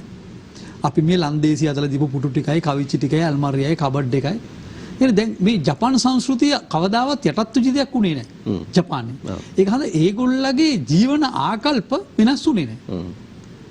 බහුභාණ්ඩික රටක් වුණත් ඒගොල්ලගේ කතමි පැදුරු ඒගොල්ලෝ අතහැරියේ නැහැ. අදත් පැදුරු බුදියනේ ජපාන ජාතිකයන් 150. 150ක් සීත රටක්. ඒගොල්ලගේ මේ බිත්ති තමයි මේ එංගලන්තේ එහෙම මේ සීත කරන්නේ. එහෙ බිම මොකද මිනිස්සු බිම් බුදියන හන්ද. ඇඳ උඩ බුදිය ගත්තම බිත්තිය පය රත් කරන්නේ. ඒගොල්ලගේ රත් කරන්නේ මහ පොළොව. මොකද මහ පොළොව රත් කරන්නේ ඒගොල්ලෝ පැදුරක බුදියන නිසා. ඒ කියන්නේ ගේ හදනකොටම බිම මේ කරන්නේ. ඉතින් ඒක හන්ද මේ අපේ ජීවන ආකල්පය මොකක්ද කියලා අපි දන්නේ. අපිට මිනිහෙකුට ජීවත් වෙන්න කොච්චර ඕනද? ඉතින් දැන් මෙන්න මේ මිනිස්යාගේ පැවැත්ම ප්‍රශ්න කරන එක තමයි බුද්ධ ආගමෙන් කරන්නේ. ඒක හන්ද නූතන ලෝකයේ සමාජ අර්බුදයට උත්තරයක් තියෙන්නේ බෞද්ධ ආධ්‍යාත්මික චින්තනය තුල. ඒක මේ කේක් කනල්ලා නිවන් දැක්කලා අනේ මේ සංසාරේ මහා කර්මයක් මේක මහා කාලකන්නිකමක් කියලා උගන්වන එක නෙවෙයි. අපේ සමහර ස්වාමීන් වහන්සේලාත් ඔය විදිහට කතා කරන්න පුරුදු වෙලා තියෙනවා. බය කරනවා. ડિප්‍රෙෂන් තත්ත්වය. මාර බයයි මේක මේ සංසාරේ මහා කාලකන්නිකම ජීවිතේ මහා කාලකන්නිකම මේක මහා ජරා ගොඩක් ශරීරය කියන්නේ. ඒක එහෙම ඒවා ඉගොන්ලා තියෙනවා තමයි. ඒවා ඉගැන්වුවේ එක්තරා දුරකට මේ අපේ තියෙන කෑදරකම පාලනය කරන්න. ඉතින් මම හිතනවා මේ බුදුහාමුදුරුවන්ගේ ධර්මයේ ඒ හරය අපි මතු කරගත්තොත් අදට මේ COVID-19 වලින් පසුව පශ්චාත් COVID-19 තත්ත්වයට අපි එනවා. එහෙම නැත්නම් මේ තියෙන සංවර්ධන උපාය මාර්ගය. මේ සංවර්ධන උපාය මාර්ගය තුල අපි වැටෙන්නේ නැහැනේ. දැන් සිංගප්පූරු වගේ රටවල් ඇමරිකාව වියවුලා. දැන් අපේ රටේ කන්න නැතුව මිනිස්සු ඉන්නේ නැහැ. පොස් ගස් වල කොස් මිනිස්සු දැන් අපේ මම ගමට අපේ හාඳුරුන්ගේ මම ගමට අල්ලපු ගමනේ. මම අහුවා ගෙදර මොනවද කෑවේ කියලා ගමේ ඥාතියෙකුට. මේ මාළු හොදි බතුයි කොසුයි පොළුයි කෑවයිකෝ. ඉතින් නරක නැහැනේ. පෝෂණයක් නැත්තේ නෑ නේද? පොල් තියනවා කොස් තියනවා. කියන්නේ මිනිස්සු ගහේ කොස් මේ පාර එක තැනකවත් කොස් වැටිලා කුණු උනේ නැහැ. අපේ ගම්වල අපේ අතුරුලි පැත්තේ එහෙම ගම්වල අර පොඩි පාරවල් දිගේ යන්න බෑ. මොකද හේතුව ඒ තරම් කොස් වැටිලා ගඳ ගහනවා මේ බිම කොස්. දැන් කොස් බිම වැටුන්නේ නැහැ මේ පාර. කොස් උඩදීම කඩලා මිනිස්සු ගත්තා. වෙලාව තිබුණ සුද්ධ කරගන්න. ඉතින් මම හිතන්නේ අර අපිට හදලා තියෙන පරපුටු අනුම්මත යැපෙන අනුන් නැත්තම් ජීවත් වෙන්න බැරි ජීවිත කරනවා. ඒක හඳ ස්වයංපෝෂිත Tamanට පවත්ව ගන්න පුළුවන්. ඔරොත්තු දෙන. අපි කියන එකට සස්ටේනබල් කියන එක ආවේ ඒකෙන්. ඔරොත්තු දෙන පරිස්සමෙන් ඔරොත්තු දෙන සරල ඒ චින්තන ඒක දැන් ඒක නිකන් වචන නෙවෙයි. අපි කියන්නේ ශික්ෂාපද නෙවෙයි. ඒ එතෙන්ට ඉබේ පොළඹවන චින්තනයක් තියෙනවා. මම හිතන්නේ ඒ චින්තනය එළියට ගැනීම තමයි අද ලෝකයේ වෙනුවෙන් අපිට කරන්න පුළුවන් දේ. ඒක ඇතුලේ තමයි දැන් අපි නැවෙන් පොහොර එනකම් බලන් ඉන්නවා. මේ පිටරටින් ලුණු ටිකයි සීනි ටිකයි හාල් ටිකයි එනකම් බලන් ඉන්නවා. පොහොර ටික පිටරට නැත්තම් ගොවිතැන් කරන්න බෑයි කියලා කියනවා. මේ ඔක්කොටම උත්තරේ තියෙනවා. ඉතින් මම හිතන්නේ ඒක නිසා අපි ධෛර්ය සම්පන්න විදියට අපේ අර පරගැති බටහිර ජීවන ක්‍රමය අපි ගැලවිලා අපේ ජීවන ක්‍රමයකට අපි යන්න ඕන. ඒ ජීවන ක්‍රමයට යන පාර තමයි ධර්මයෙන් ලබලා දෙන්නේ. ඔබ වහන්සේ දැන් ඔහොම කිව්වට මේ බලන අහන පිළිසට දැනෙන්න පුළුවන් මේ කියන දේවල් අපි කොහොමද ක්‍රියාත්මක කරන්නේ? හාමුදුරුවෝ නම් ඔහොම දේශනා කරයි. නමුත් මේක ප්‍රායෝගිකත්වයට එනකොට කොහොමද අපි ඒක ගලපගන්නේ කියන කාරණාව. මා ඒ සඳහා ඔබ වහන්සේගෙන් විමසන්න පුංචි වෙලාවක් තියාගෙන අපේ පඤ්ඤාසාර අපේ ගෞරවනීය ස්වාමීන් වහන්සේට අවධානය කරන මේ අපේ හාමුදුරුවෝ කියපු කාරණාත් එක්ක බුදුදහමේ මේ දේශනා කරලා තියෙන කරුණුත් එක්ක මේක ප්‍රායෝගිකත්වයට ගේන්න ඔබ වහන්සේට මොකක්ද දේශනා කරන්න තියෙන කාරණා බවට පත් වෙන්නේ මේ කියපු කාරණාත් එක්ක ඉදිරියට අපිට යන්න කොවිඩ් එක අපි නැගිටින්නේ කොහොමද අපේ හඳුනන වෙනසක් එක්ක? ඔය ඇත්තටම තරංග මහත්තයා දැන් බුදුරජාණන් වහන්සේ මේ ලෝකයේ මේ මිනිස්සු සමස්ත ජනතාව ජාති ආගම් කුලමල උස් පහත් ભેදයකින් තොරව සියලු දෙනා හැඳින්නුවේ සිව්වණක් පිරිස කියලා. භික්ෂු භික්ෂුණී උපාසක උපාසිකා. මේගොල්ලොන්ගේ මූලික අවශ්‍යතා තමයි මොනවද? ඇඳුම් පැළඳුම්, නිවාස, ආහාර පාන, බෙහෙත්. මේව තමයි අවශ්‍යතා. එතකොට අපි ජීවත් වෙන්න යම් ආහාරයක් තමන්ගේ ජීවිතයට ආහාර පාන එකතු කරගන්න. මේ ගන්න ආහාර පාන කාටත් දැනෙන්නේ මොන රටේ මොන පුද්ගලයෙක් මොන ජාතියේ මොන ආගමේ හිටියත් දිවට දැනෙන රස ටික එකයි. يعني කාටත් තිත්ත රස, පැණි රස, ඇඹුල් රස, ලුණු රස, කහට රස මේ වගේ රස ටිකක් තමයි දැනෙන්නේ. එතකොට දැන් කවුරුත් ඒ රස අත්විඳලා තමන්ගේ කුසගින්න නිවාගෙන ජීවිතය ගැට ගහගෙන යනවා. නමුත් මේ තරඟකාරී විවෘත වූ ආර්ථිකයට නැඹුරු වෙච්ච මිනිස්සු අපටත් ඒක හඳුන්වලා දීලා තියෙනවා. ඒ නිසා මොකද වුනේ? මිනිස්සු කන බොන ආහාර තමන්ගේ වත්තේ හැදෙන අල බතල මඤ්ඤොක්ක ටික වෙනුවට පිටින් අපි ගෙන්නාගෙන තරඟකාරීව ආහාර රටාවකට නැඹුරු වෙන්න පටන් ගත්තා. තරඟකාරී ආහාර රටාවක්. හැබැයි කවුරු කරන්නේ බඩගින්න නැති කරගන්න එක විතරයි.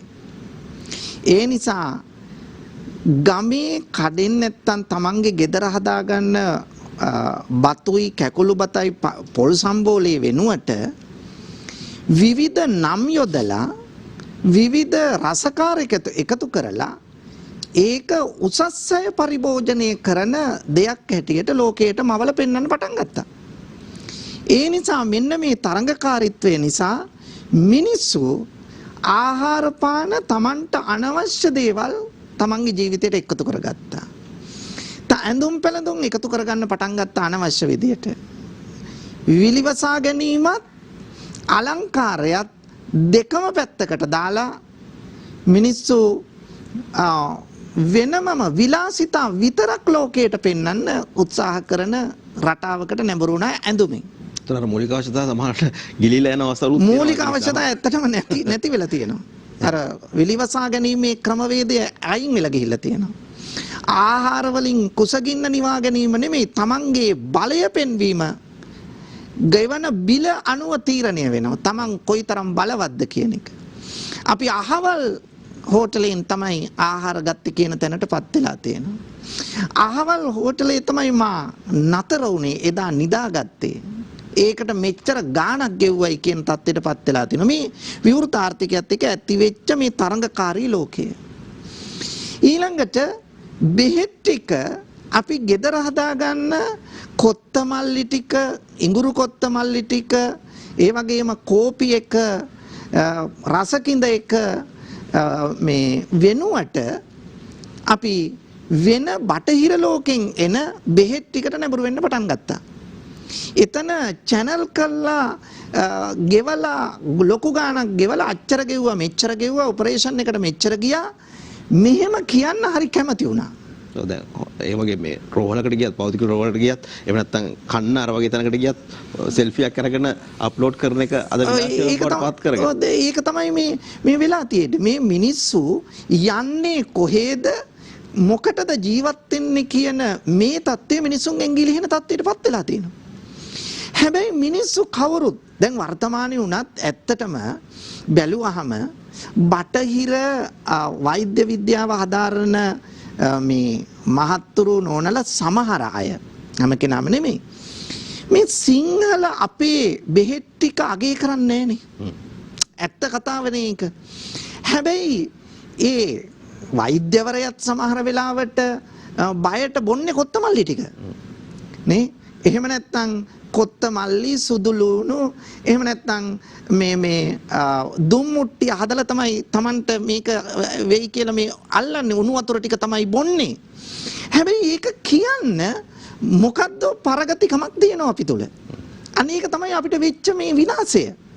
ඒ නිසා අපේ මේ ස්වයං විනය ස්වයං හික්මීම කියන එක නැති තත්ත්වයටපත් වෙලා අම්මල තාත්තලාට දූ දරුවන්ට සහෝදර සහෝදරියන්ට ගමට පන්සලට ආගමට සම්බන්ධකම නිකන් පහත් නෝන්ජල් ක්‍රියාවක් හැටියට දකින්න මිනිස්සු නැඹුරු වෙලා තියෙනවා. අන්න ඒ නිසා මොකද උනේ මිනිස්සු මේකෙන් ඈත් වුණා. දැන් අද අපි ඒකට නැවතත් කැන්දන නැවතත් යොමු කරන බලෙන් ඒකට පිවිසුවන මට්ටමට අදපත් වෙලා තියෙනවා. අද කොත්තමල්ලි ටික පෙරුම්කායන් ටික කඩගානේ ගිහිල්ලා අරගෙන බොන තත්ත්වයට අපිව තල්ලු කරලා තියෙනවා. දැන් අද උනත් අද කොච්චර බටහිර ක්‍රමයේ තුනත් අද ලෝකෙම මේකට ඇත්තටම විසඳුමක් ප්‍රතිශක්තියක් එහෙම නැත්නම් බෙහෙතක් හොයාගෙන නැහැ. එහෙනම් නමුත් ලාංකිකයා තුල එහෙම නැත්නම් අපි දන්නෝ තායිලන්තයේ තුල එහෙමත් නැත්නම් බුරුමේ වගේ බෞද්ධ රටවල් තුල බොහෝම දේශීයත්වයට නැඹුරු වෙමින් මේ වගේ දේවල් භාවිත කිරීමේ ප්‍රතිඵලය නිසා තමයි මේ తত্ত্বය මේ තරම් දුරට පාලනය කරගන්න පුළුවන් උනේ. ඇත්තටම බැලුවොත් තරංග මහත්තයා අපට පේනවා මේකේ එක පැත්තකට නැඹුරු වෙලා එක රූලක ඉඳගෙන මේක බලන්න බෑ. දැන් අපි අපේ පිළිවෙත අත්‍යවශ්‍යයි මේකෙන් ආරක්ෂා කරගන්න. දැන් අපිට සෞඛ්‍යංශෙන් කියන්නේ මූණ නාසය හා මුව වසාගෙන ආවරණයක් පළඳින්න, ඒ වගේම දෑත් සෝදන්න, දුරින් ඉන්න. දැන් ඇත්තටම මේක අපි තුල නොතිබුණාද? තිබුණා. නමුත් අපි එන්න බටහිරකරණයට ලක්වීම නිසා තමයි අපි තුල තිබිච්ච ඒ ආචාර ධර්ම ගුණ ධර්ම නැති වෙලා අපි අර සංකර ගතිසිරිත් වලට නැඹුරු වීමේ ප්‍රතිඵලය නිසා තමයි ලෙඩක් වේගයෙන් ව්‍යාප්ත වෙන්න පටන් ගන්න තියෙන්නේ. දැන් අපි ඇත්තටම දත්මදින භික්ෂූන් වහන්සේලාට දත්මදින්න තියෙන්නේ දැහැටි කූරක් නේ. බලන්න කොච්චර සරලද කියලා. අද පාවිච්චි කරන දැහැටි කූර බෙහෙත්, ඒ කියන්නේ බෙහෙත් කෝටුවක්. ඒක කපලාරම් බෙහෙත් කෝටුවෙන් ඒ දැහැටි කූරෙන් දත් මැද්දාම ඒක හෙට පාවිච්චි කරන්නේ නැහනේ. ඒක එතනින් ඉවරයි. ඒක පරිසරයට එකතු කරන පරිසරයට හානියක් නැහැ, ප්ලාස්ටික් නෙවෙයි. නේ? දත්මදින්න ගන්න දේවල් මොනවද? දත්මදින්න ගන්න දේවලුත් 10 පුච්චලා හදාගන්න අලු ටික. අඟුරු කොටලා හදාගන්න අලු ටික. මේකෙන් නේ අපි දත් මැද්දේ. නේ? එතකොට කවදාවත් පරිසරයට හානියක් නැහැ. දැන් කෙනෙක් කියන්න පුළුවන් ඕවා හනමිටි අදහස්. ඕවා ඒ කාලේ ක්‍රියාත්මක කළා. දැන් බෑ. නෑ. දැනුත් ගන්න ඒව තමයි, හැබැයි ඒවට රසායනික ද්‍රව්‍ය කලවම් කරන්නේ. අන්න ඒක තමයි මේ විනාශය සිද්ධ වෙන්නේ. ඒ නිසා අපට කියලා දීලා තියෙනවා අපේ රතන හාමුදුරුවෝ මතක් කළා වගේ ඇත්තටම මේ ඔබ ජීවන රටාව ඔබේ කෙසේද විය යුත්තේ කියන එක තමයි අපට පෙන්වලා දීලා තියෙන්නේ බුදුදහමින්. දැන් බුදුහාමුදුරුවෝ භික්ෂුවකට කියනවනේ සේකියා කියලා වගන්ති 75ක්. මේ වගන්ති 75 තුල තමන්ගේ එදිනෙදා ජීවිතේ පවත්වාගෙන යන්නේ කොහොමද කියන එක පැහැදිලි කරනවා. එහෙමයි. ඒ සරල ආකල්ප වලින් හැදියාව ලැබූ භික්ෂුව තමයි ගමට උපදෙස් දුන්නේ. එතකොට ගමේ මිනිස්සු අතර සංයමයක් ඇති කරගන්න. එදිනෙදා කටයුතු කොහොමද කරන්නේ? එහෙමයි. අන්න ඒ తত্ত্বය මේ විනයගරුක බව කියන එක අපට නැවතත් උගන්වන්න දුන්නු හොඳ පාඩමක්, හොඳ ඉඟියක් තමයි මේ වසංගතය. නැවතත් උඹලා විනයගරුක වයන් කියන මේ පණිවිඩය අපිට දුන්නා. එහෙමයි.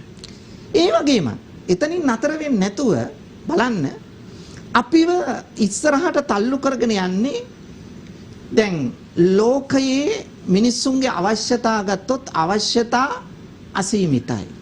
සම්පත් සීමිතයි. දැන් සීමිත වූ සම්පත් වලට තරඟ කරන පොරකන මේ කාලය තුල බුදුදහම දුන්නු චින්තනය මොකද්ද? බුදුදහම දුන්නු චින්තනය අවශ්‍යතා අසීමිතයි, සම්පත් සීමිත නම් නිෂ්පාදනය නෙමෙයි වැඩි කරන්න ඕන. තරඟකාරීත්වය නෙමෙයි වැඩි කරන්න ඕන. එහෙනම් මොකද්ද කරන්න ඕන? අපේ අවශ්‍යතා සීමා කරගන්න. එහෙනම් එතෙන්ට තමයි හිත ගේන්න ඕන. අන්න ඒ චින්තනය අපිට හැදුණු දවසට තමයි අපි සතුටින් ජීවත් වෙන දවස එන්නේ.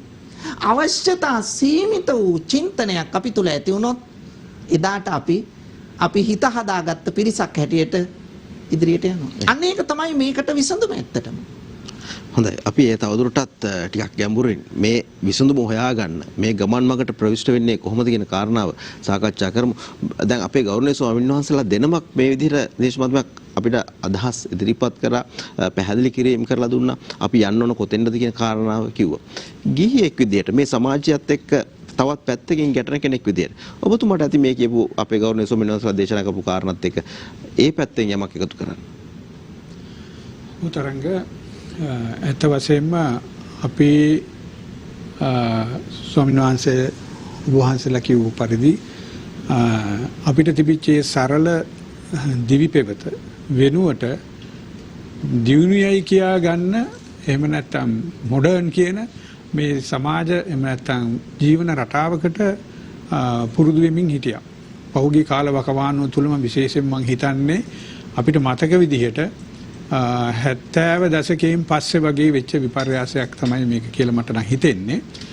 මොකද ඒ සරල ගති පැවතුම් අපේ ගම්වලදී අපි ජීවත් වුණේ ඒ විදිහට. ඊට පස්සේ මේ නගරයට ඇවිල්ලා දියුණු සමාජයක් කරා ආවයි කියන මේ ගමනේදී අපිත් ඒ කියන සංකීර්ණතා වලට අබ්බැහි වුණා, පුරුදු පුහුණු වුණා. නමුත් ආපහු කල්පනා කරලා පොතපත කියවලා, සාහිත්‍ය පොතපත කියවලා ඒව වැඩිපුර පරිහරණය කරලා බලනකොට ඇත්තටම අපි ඇවිල්ලා තියෙන මේ වැරදි මාවතක නේද කියලා අපිට තේරුම් ගත්තා. ඒ නිසාම අපි ඇත්තටම කොහෙන්ද පටන් ගන්න ඕනේ මේක නිවැරදි කරගන්න කියන කාරණාවට අපි සාකච්ඡා කරන්න පෙළඹුණා.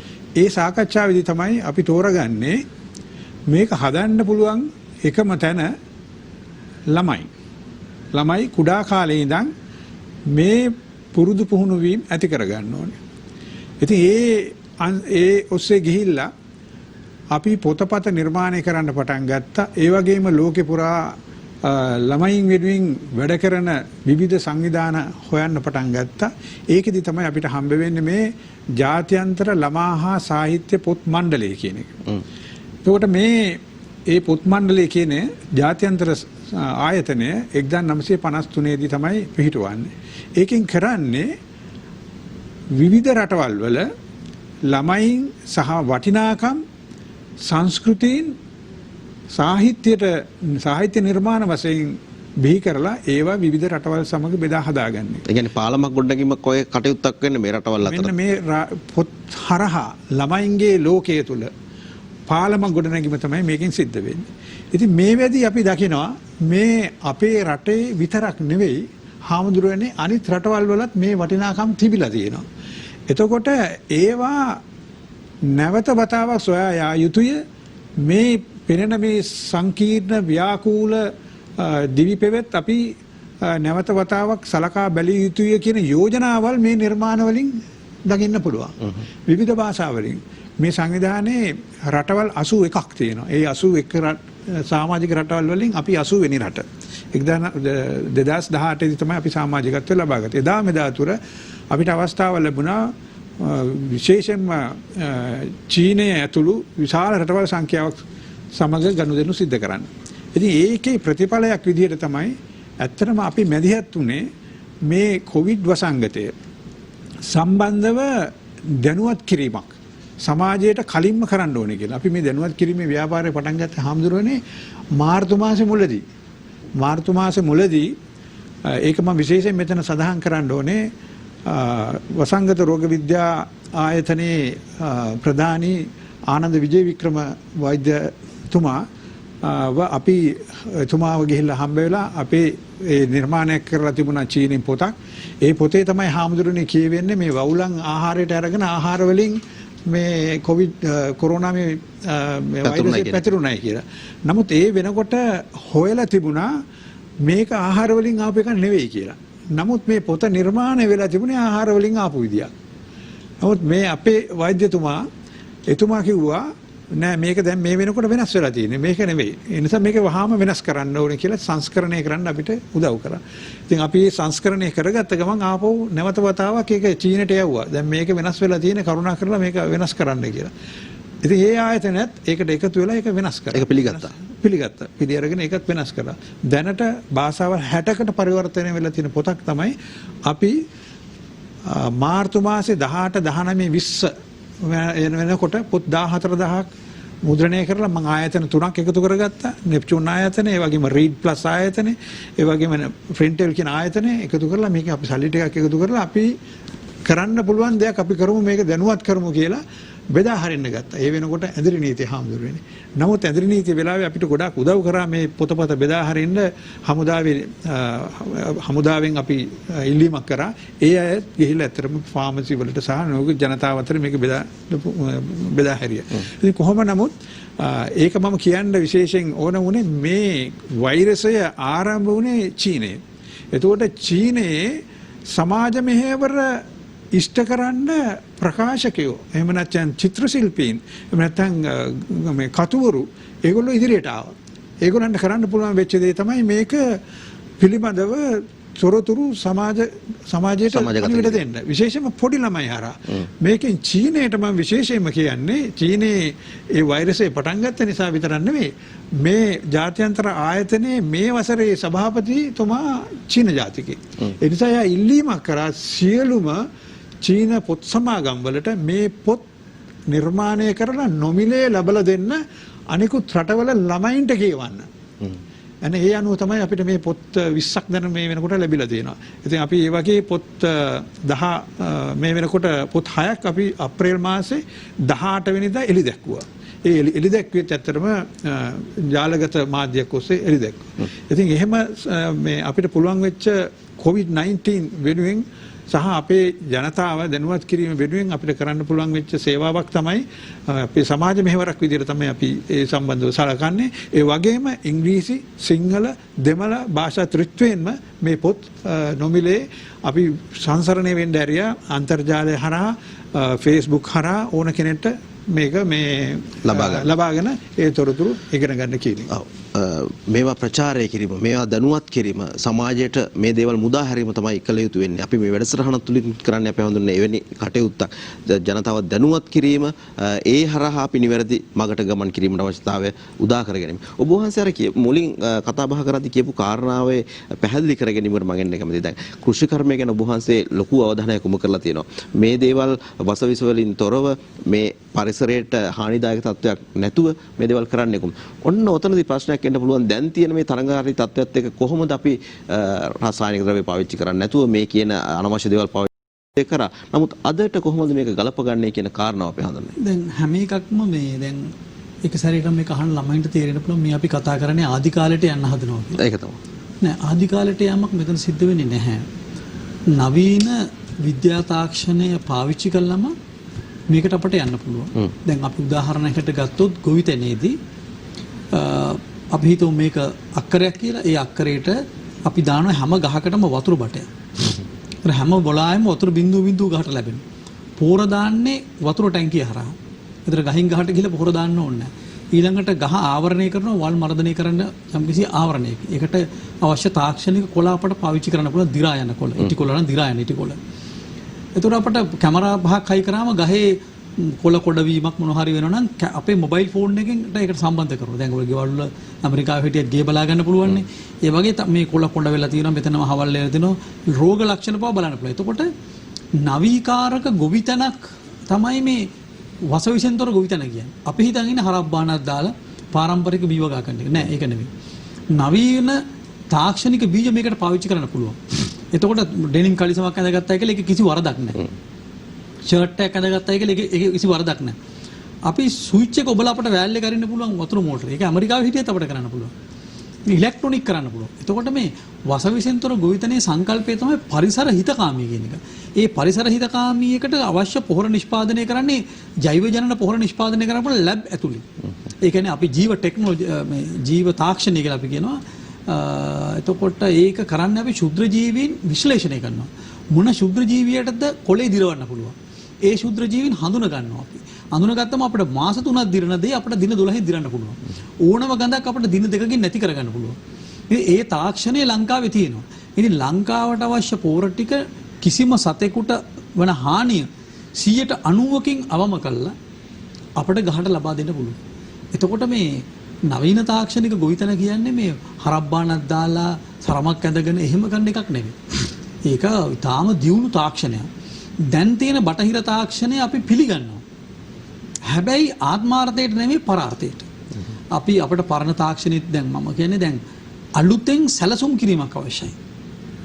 දැන් ඉස්සර අතීත කාලේ රාජ්‍ය සැලසුම් කළ තියෙන බෞද්ධ මූලධර්මයක් උඩ. දැන් අපි සරල උදාහරණයක් ගමු වැව. ලෝකෙ වැඩිම වැව් තිබුණේ අපට. දැන් අද වුණත් හිතන්න වැවේ තියෙනකොට හැන්දෑවට මිනිස්සු වැඩ කරලා ඔක්කොම වැවට බහිනවා. වතුර මල් වලනේ නාන ඔක්කොම වැවේ. අද වුණත් අනුරාධපුරේ ගමකට ගියාට පස්සේ මුළු පවුල් පිටිම වැවේ. බල්ලත් වැවේ, හරකත් වැවේ, මිනිහත් වැවේ, පොඩි එකත් වැවේ. ඕක පැය දෙකක් විතර දඟලලා ඉතින් ගෙදර එනවා. ආමර ඔක්කොම මහන්සියෙන් ඉවෙනවා.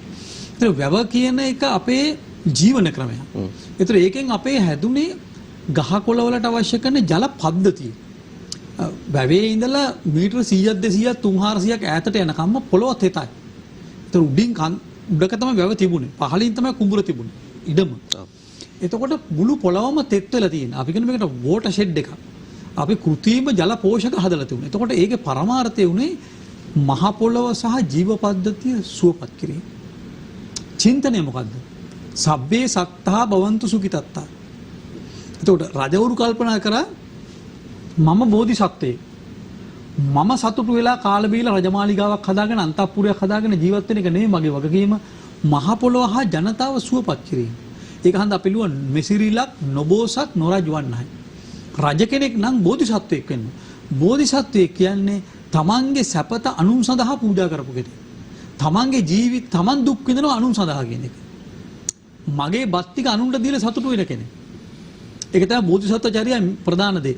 මහජනයා සුවපත් කිරීම තමයි මගේ ප්‍රධාන අභිලාෂය. එතකොට දැන් අපි රටක් සැලසුම් කරන්න ඕන තරඟ කරලා රේස් එකක් අස්සේ දුවලා රේස් එකෙන් දිනන මිනිහ මත නෙවෙයි. දැන් ලෝකේ හදලා තියෙන මේ රේස් එකෙන් දිනන එක. ඒ කියන්නේ බහුජාතික සමාගම් තියෙනවා, තාක්ෂණය උන් අත්පත් කරගෙන තියෙනවා. ඒ තාක්ෂණය උන්ගේ අත්අඩංගුවේ තියෙනවා. උන් වල්නාශක හදනවා, කෘමිනාශක හදනවා. ඔවුන්ගෙන් තොරව අපිට ගොවිතැන් කරන්න බෑ. කොරෝනා වෛරස් එක නිසා පොහොර ගේන්නත් බෑ. අපට පොහොර ටික හදාගන්න වෙනවා. අපේ වැව් ටික අපට හදාගන්න වෙනවා. ඒ වගේම අපේ නිවාස දැන් අපි කොළඹ නගරයේ බම්බු පිටු ටිකයි කොන්ක්‍රීට් නගරය ගැන හිතන්න ඕනේ නැහැ. මොකද ඔක මුළු ලංකාවෙම 10%ක් නැහැ බස්නාහිර පළාත. බස්නාහිර පළාත කියන ලංකාවෙන් 10%යි. එතකොට මේ 10% තමයි 35ක් ඉන්නේ. හැබැයි අපි ගත්තොත් 90ක් අපිට තියෙනවා තාම. 90ම තවම ගම. මෙන්න මේ ගම කොහොමද අපි සැලසුම් කරන්නේ?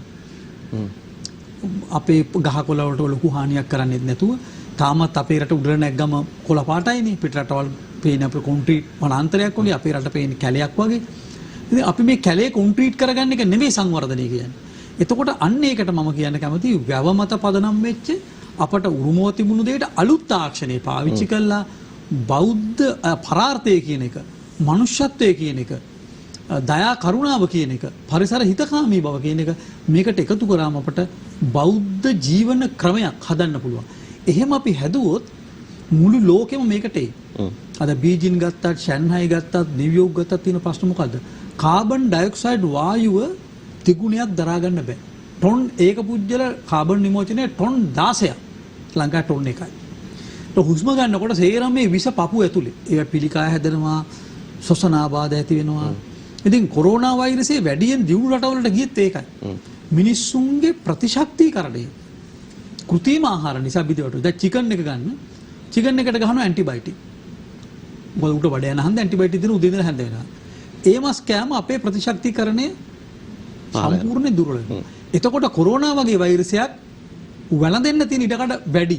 අපි වගේ ඝර්ම කලාපීය ඒ වගේ රටවලට මේක ටිකක් පාලනය කරගන්න පුළුවන්. මම හිතන්නේ අපටත් කොරෝනා හැදුනත් දන්නේත් නැහැ. මම කොරෝනා අතුලේ තියෙනවද දන්නේ නැහැ නේද? කොරෝනා හැදිච්චම හම්බුණා. දැන් ආමියකේ මම ගිහලා කතා කරා.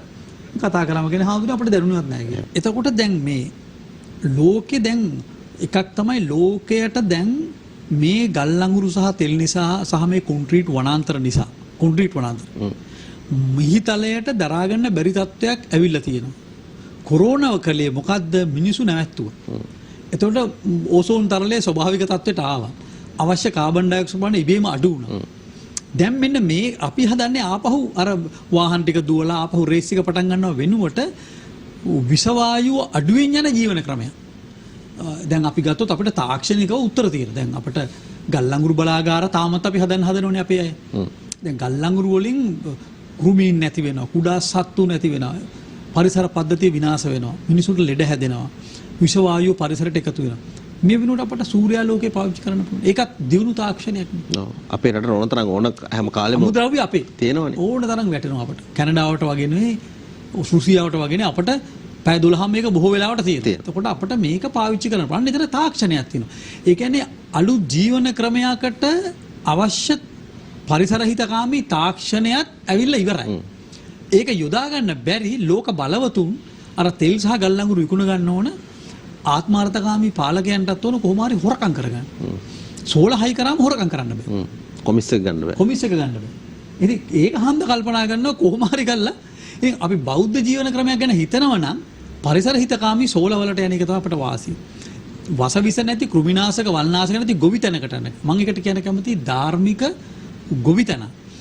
අධිපරිභෝජනවාදයෙන් මිදුණු ගෙවල් රටාව. දැන් අපේ ගෙවල් පුංචි ගෙවල් හදන්න පුළුවන්. පොඩි පොඩි ගෙවල් ගොඩක්. ඒ කියන්නේ සරල විදියට හුරුබුහුටි විදියට අවශ්‍යතාවයේ සැපිරෙන කඩලා දැම්මම පොළොවට දිරා යන ද්‍රව්‍ය. දැන් අපි ගත්තොත් බුරුමේ අදත් ගෙවල් ගත්තොත් බුරුම වගේ රටක් ඒ කලාපෙ මේක තියෙනවා. බුරුමේ වහලත් උණගස්, විත්තියත් උණගස්, පොළොවත් උණගස්. කණු 4ක් 5ක් උඩ තමයි ওই ගේ හදලා තියෙන්නේ. එතකොට මේ ගේ තියෙන සීලුම දේවල් කඩා වැටුනොත් පරිසරයට දිරනවා.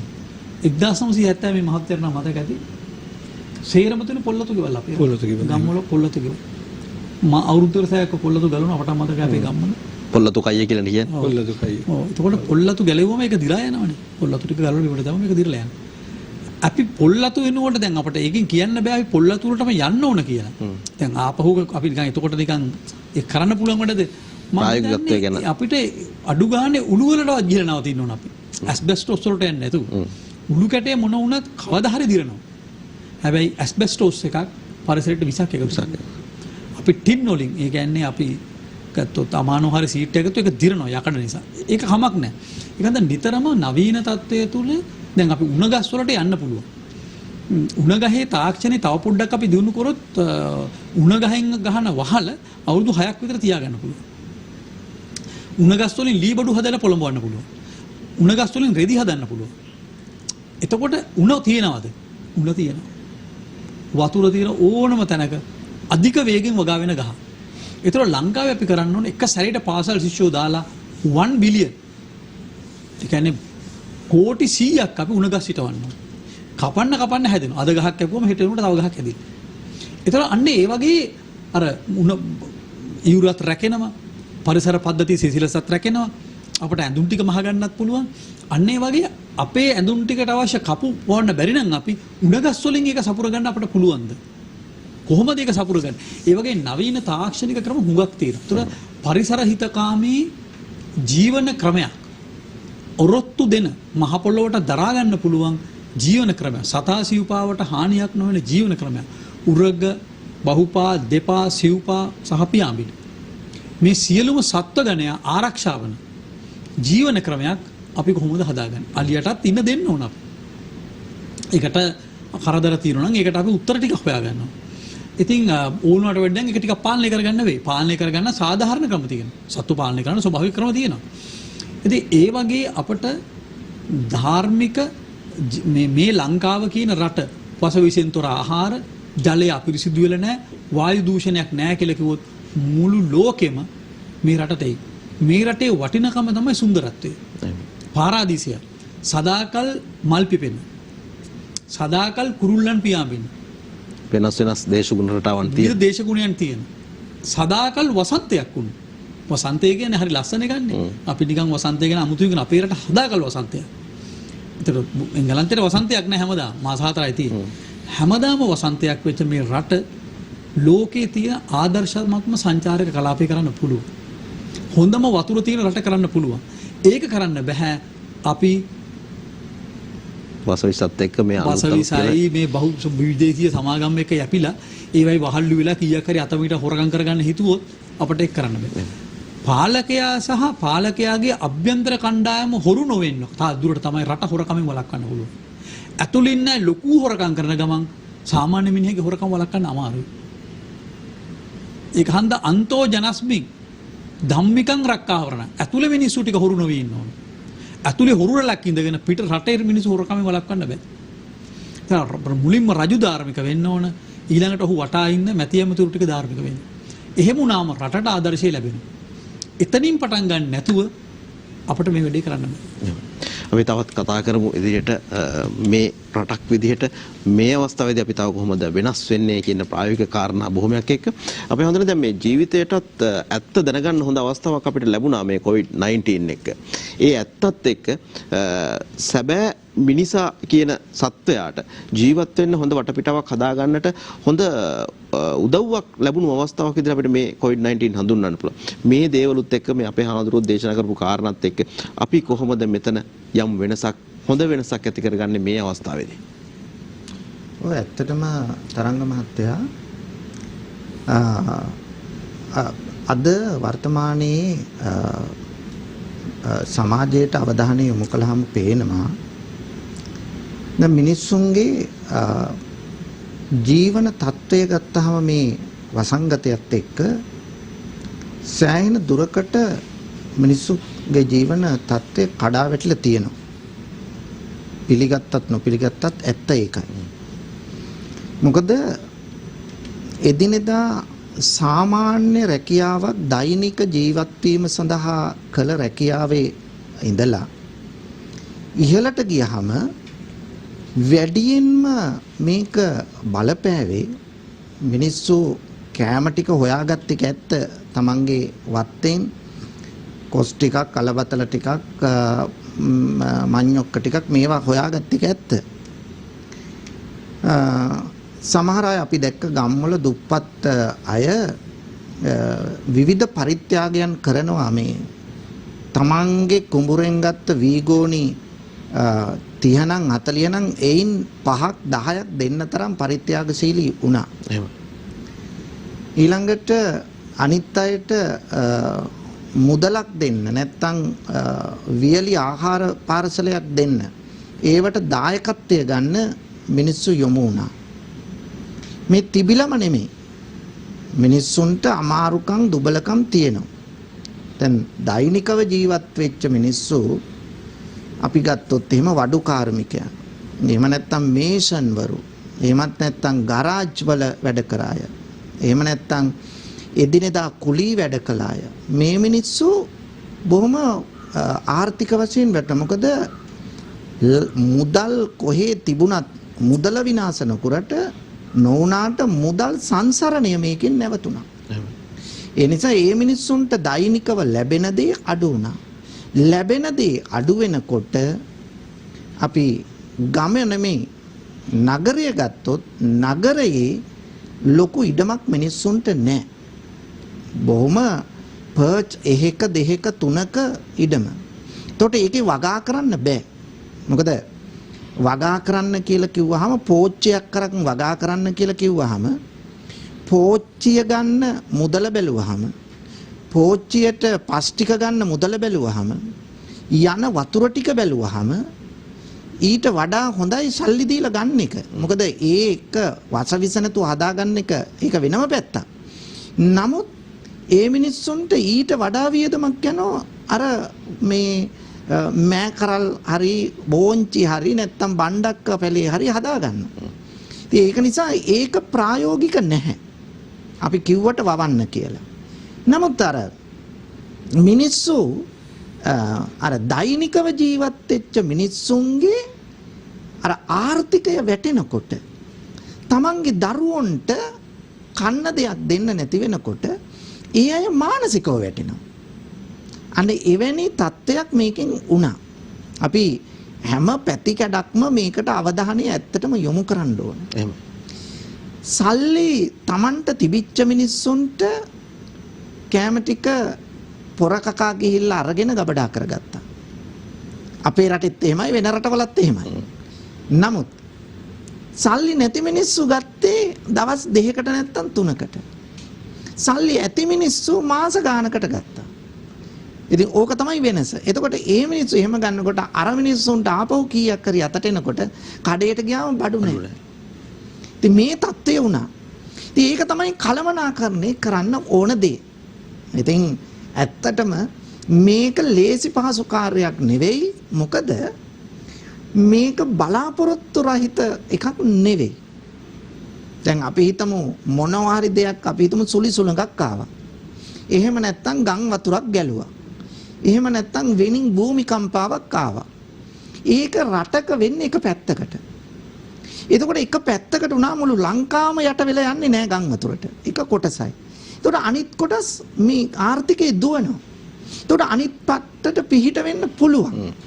සාමාන්‍යයෙන් මේ පිහිටවීමේ ගුණාංගය ඇත්තටම ලෝකේ කොහෙවත් නැති විදියට ලාංකිකය තුල තියෙනවා. අපි දැක්කනේ සුනාමි අවස්ථාවල ගම් වතුර අවස්ථාවන් වල වැස්ස නැතුව වියලි කාලගුණයක් තියෙනකොට ගම් වතුර ගලනකොට මේ මිනිස්සු අපේ මිනිස්සුන්ගේ හිත උණු වෙනවා.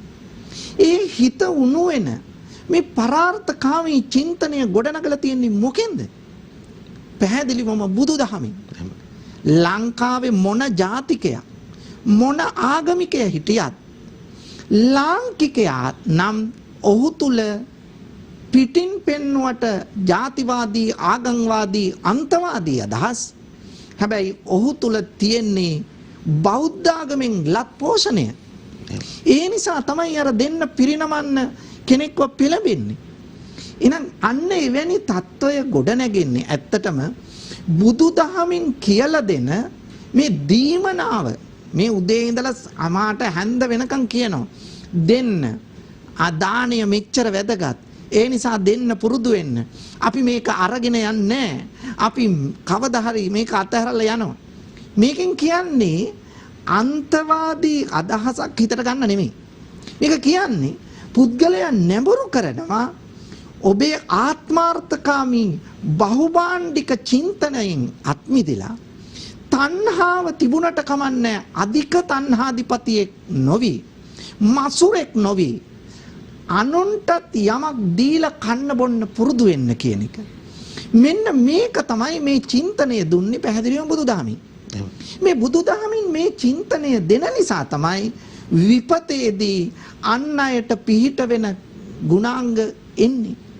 ඒක නිසා තමයි අපි බුදුදහම තුල කතා කරන දසපාරමිතා කතා කරන්නේ. එතකොට දසපාරමිතාවෙන් නැත්නම් මහායානයත් පරාර්ථයට ගොඩාක් නැඹුරු දහමක්. එතකොට මේ බුදුදහම තුල අපි මේ බෝධිසත්වයන් පිළිබඳව සාකච්ඡා කරලා මේ දසපාරමිතාවන් කතා කරන්නේ ඇත්තටම ඒ තුල මිනිස්සුන්ගේ තුල චින්තනයක් ගොඩනගන්න. දැන් අපි වෙස්සන්තර ජාතක කතාව අහනවා නැත්තම් කියවනවා නැත්තම් ඒකේ නාට්‍ය බලනවා. ඒ නාට්‍ය බලලා ඒ වෙස්සන්තර ජාතක කතාව කියවලා අවසානයේ අපි සිතට ගන්න ඕන දේ තමයි මට ඊයේ පෙරේදත් අපේ දායක පින්වත් දෙදෙනෙක් ඇවිල්ලා කියනවා ඒ අම්මා කියනවා හාමුදුරනේ මේ ජාලිය ක්‍රිෂ්ණ දිනා දෙන්න දන් දීපු පුවත මන් පහුගිය දවසේ මේ කතා ජාතක කතාව ඇහුවාම මට හරියට සංවේදී වුණා. මොකද අර පොඩි දරුවෝ දෙන්න දන් දීලා තියනව නේද කියලා. ඉතින් මං ඇහුවා අම්මගෙන් අම්මේ මේ ජාතක කතා වෙස්සන්තර ජාතක කතාව අහලා ගත්ත පණිවිඩය ඕකද? ඔන්න අපි වැරදි තැනින් ඇල්ලීම. වෙස්සන්තර විශ්වාන්තර මේ විශ්වයටම දෙන පණිවිඩයක් මේක.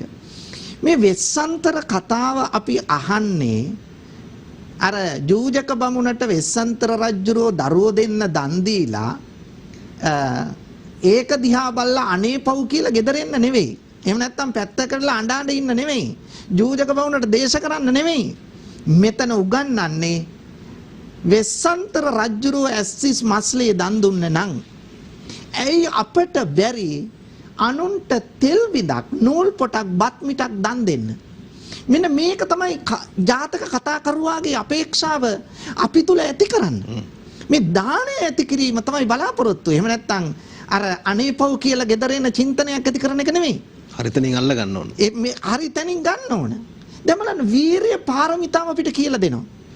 මෙන්න මේ වගේ දේ අවස්ථාවකදී අපි වීරියෙන් නැගී සිටිය යුතු ආකාරය. අපේ චින්තනය කඩාගෙන දාලා අපි දැන් බලන්න ජපානෙට බෝම්බ දැම්මා නේ හිරෝෂිමා නාගසාකි වලට.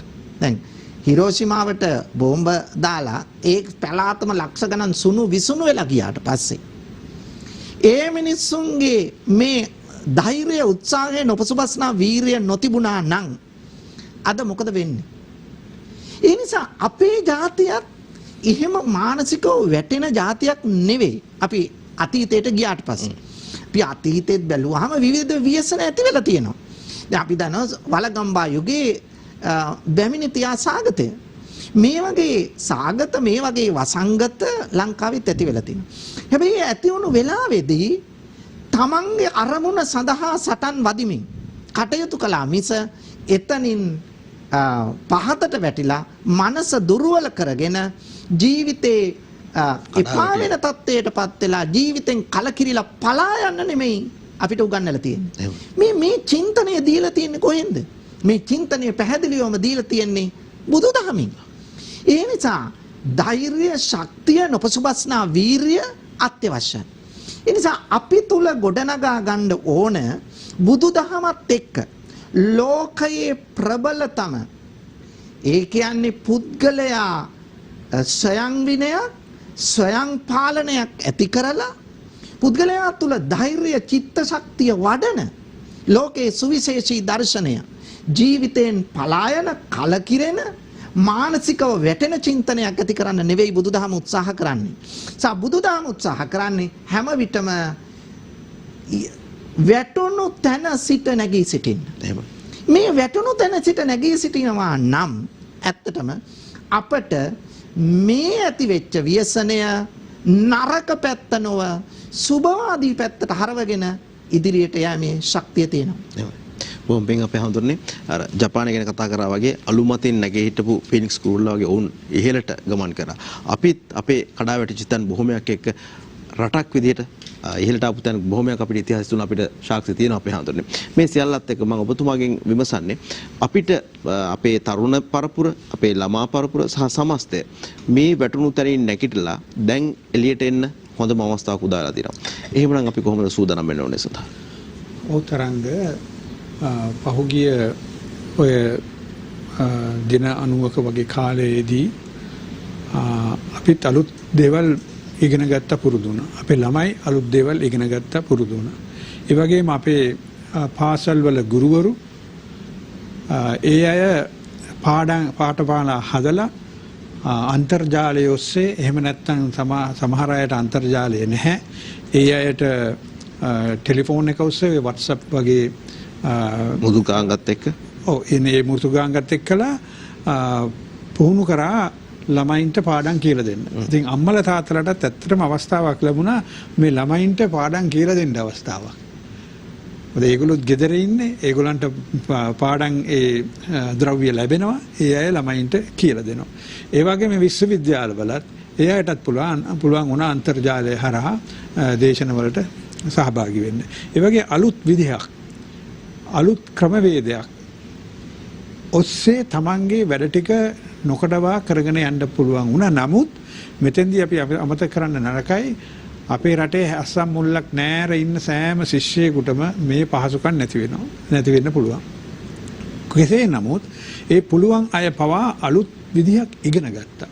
ඒ විතරක් නෙවෙයි ව්‍යාපාරික ලෝකයේ තුල ඒ ව්‍යාපාරිකයොත් පුහුණු වුණා තමන්ගේ සේවකයන්ම ආමන්ත්‍රණය කරන අන්තර්ජාලය හරහා ඒ වගේ මේවට පුහුණු කරන්න පුහුණු වුණා. සමහරක් මම හොඳටම දන්නවා අන්තර්ජාලය හරහා සම්බන්ධ වෙන්න පුහුණු කරේ ටෙලිෆෝන් එකෙන්. මේ විදිය කරන්න මේ විදිය කරන්න මේ විදිය කරන්න. ඉතින් ඒ විදිහේ අලුත් අත්දැකීමක් ලබන්න පුරුදු වුණා. ඒ වගේම තවත් සමහර අයට පුළුවන් වුණා නිවස තුල ඉඳගෙන වැඩ කරන්න. ගොඩාක් පරිගණක හරහා වැඩ කරන රැකියා කරන අයට පුළුවන් වුණා තමන්ගේ වැඩ නොනවත්වා කරගෙන යන්න. දැන් අපේ හාමුදුරන් වහන්සේලා සඳහන් කරා එදිනෙදා ජීවිකාව හොයාගත් අය බොහොම අමාරුවෙන් ජීවිතේ ගැට ගහගත්තේ කියලා. ඇත්ත වශයෙන්ම කියනවා නම් මමත් ව්‍යාපාරිකයෙක් විදිහට සුළු ව්‍යාපාරිකයෙක් විදිහට මේ ව්‍යාපාරික ප්‍රජාව තුළ මේ ප්‍රශ්නේ හරියට තිබුණා. ඒ සේවකයන්ටත් ওই ප්‍රශ්නෙම තමයි තිබුණේ. ඒගොල්ලන්ට වැඩට යන්න ඕනේ මුදල් ලැබෙන්න. එතකොට ඒ අය වැඩ කරන්න ඕනේ මේ ව්‍යාපාර පවත්වාගෙන යන්න. ව්‍යාපාර පවත්වාගෙන යාමෙන් තමයි උන්ට මුදල් ලැබෙන්නේ. ඒ මුදල් ටික තමයි සේවකයන්ට දෙන්නේ. විශේෂයෙන්ම කුඩා ව්‍යාපාර තමයි මේ රටේ වැඩිපුරම තියෙන්නේ. හැමතැනම පැතිරලා තියෙන්නේ. ඉතින් ඒකෙදි ඉතාමත්ම අසරණ තත්වයකට පත් වුණා මේ ව්‍යාපාරිකයෝ.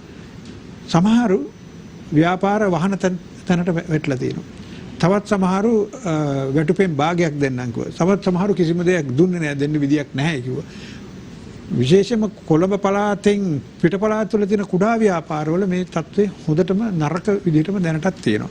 ඒකලම ව්‍යාපාරික ප්‍රජාව කර්මාන්තකරුවෝ ලංකාවේ කර්මාන්තකරුවෝ මේ වෙනකොට 800ක් විතර එකතු වෙලා විශාල ජාලයක් විතර හදලා තියෙන කර්මාන්ත රැකගැනීමේ ව්‍යාපාරය කියලා එකක්.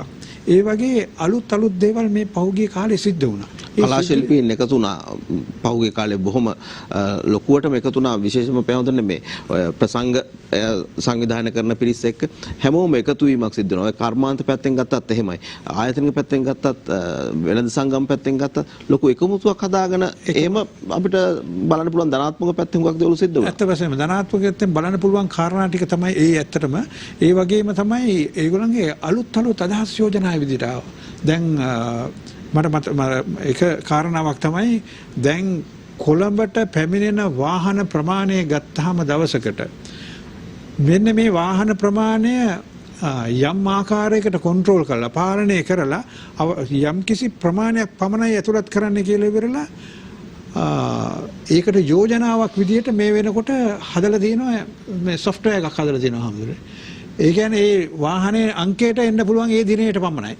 මේ ක්‍රමයේ වෙනත් රටවල් වල තියෙනවා මට හොඳට මතකයි ඕක මේ පරිගණකයේ එන්න ඉස්සර මැනිලා මේ පිලිපිනයේ මැනිලා නුවරදී ඒ පාලනය කරපු විදිහක් තිබුණා වාහන වැඩි නිසා වාහන කොහොම විදිහටද කන්ට්‍රෝල් කරන්න කියන. අන්න ඒ වාගේ ඉතා දියුණු ක්‍රම මේ හදලා තියෙනවා.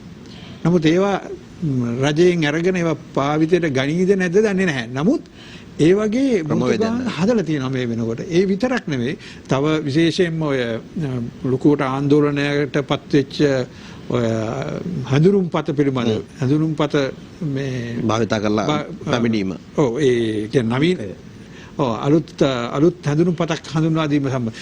මේව හදලා තියෙනවා වෙන ළමයි.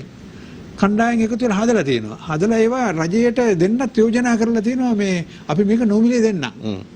මේ රටේ මේවා මෙච්චර දියුණු නව නිර්මාණ ඇවිල්ලා තියෙනවා. නව නිර්මාණ ගොඩක් ඇවිල්ලා තියෙනවා. ඉතින් ඒ වාගේ ධනාත්මක පැත්තක් මේකේ තියෙනවා. ඒ වගේම ඒ කාලය ඊටාත්ම හොඳට යොදාගත්ත පිරිස් වාගේම ඒ කාලේ නිකාම්ම අපතේ හරපු කට්ටියත් ඉන්නවා. මේක අපේ රටේ විතරක් නෙවෙයි මම හිතන්නේ පිට රටවලත් තත්වය ඕකම තමයි.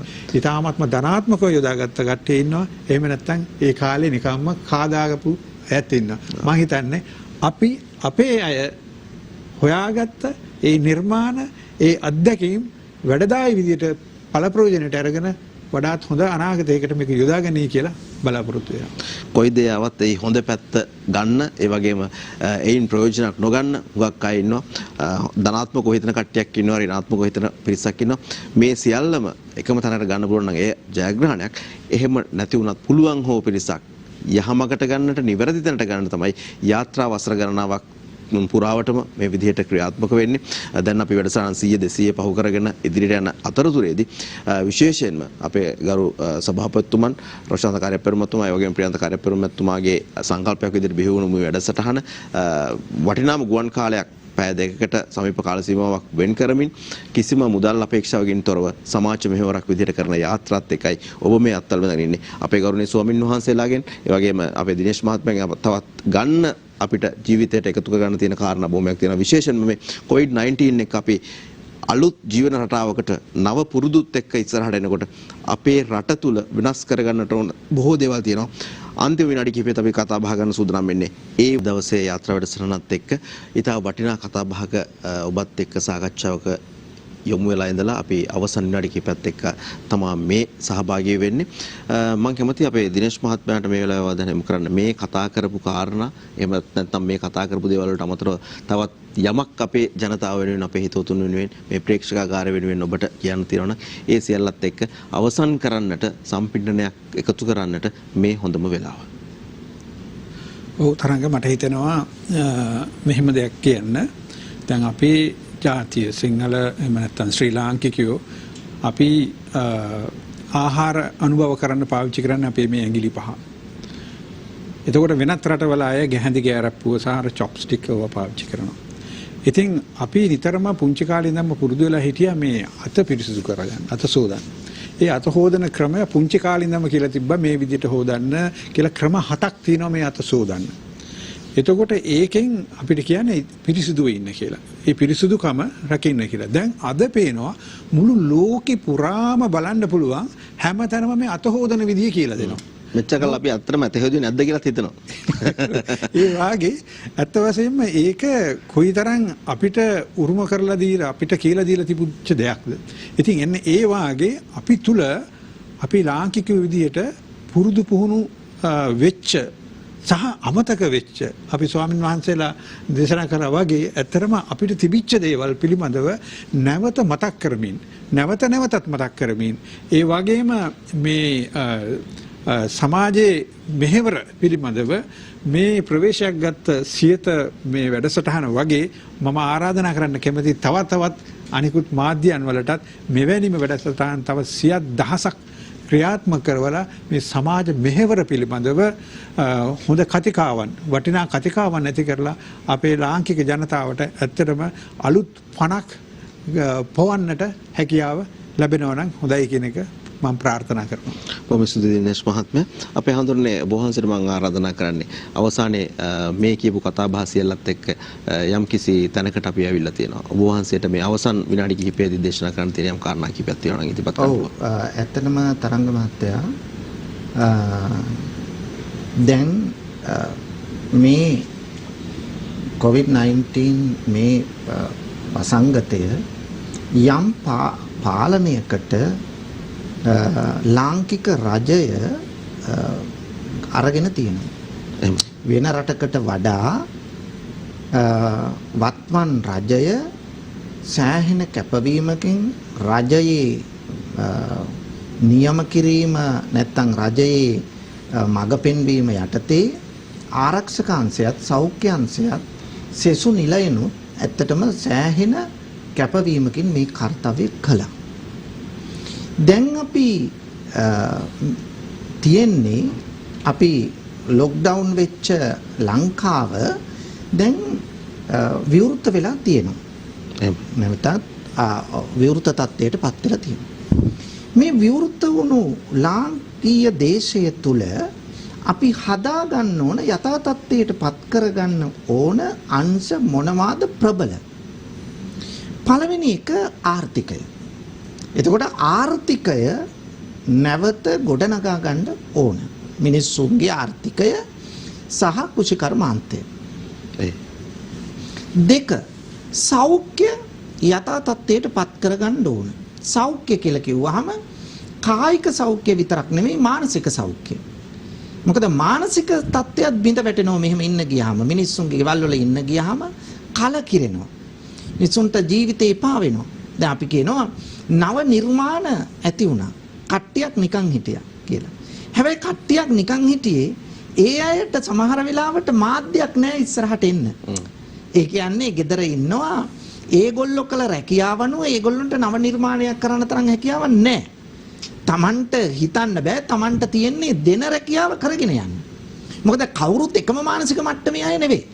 නානත්ත කාය නානත්ත සංඥා. ඉතින් ඒ නිසා ඒ අයගේ මානසික තත්ත්වය යථා තත්ත්වයට පත් කරන්න ඕන.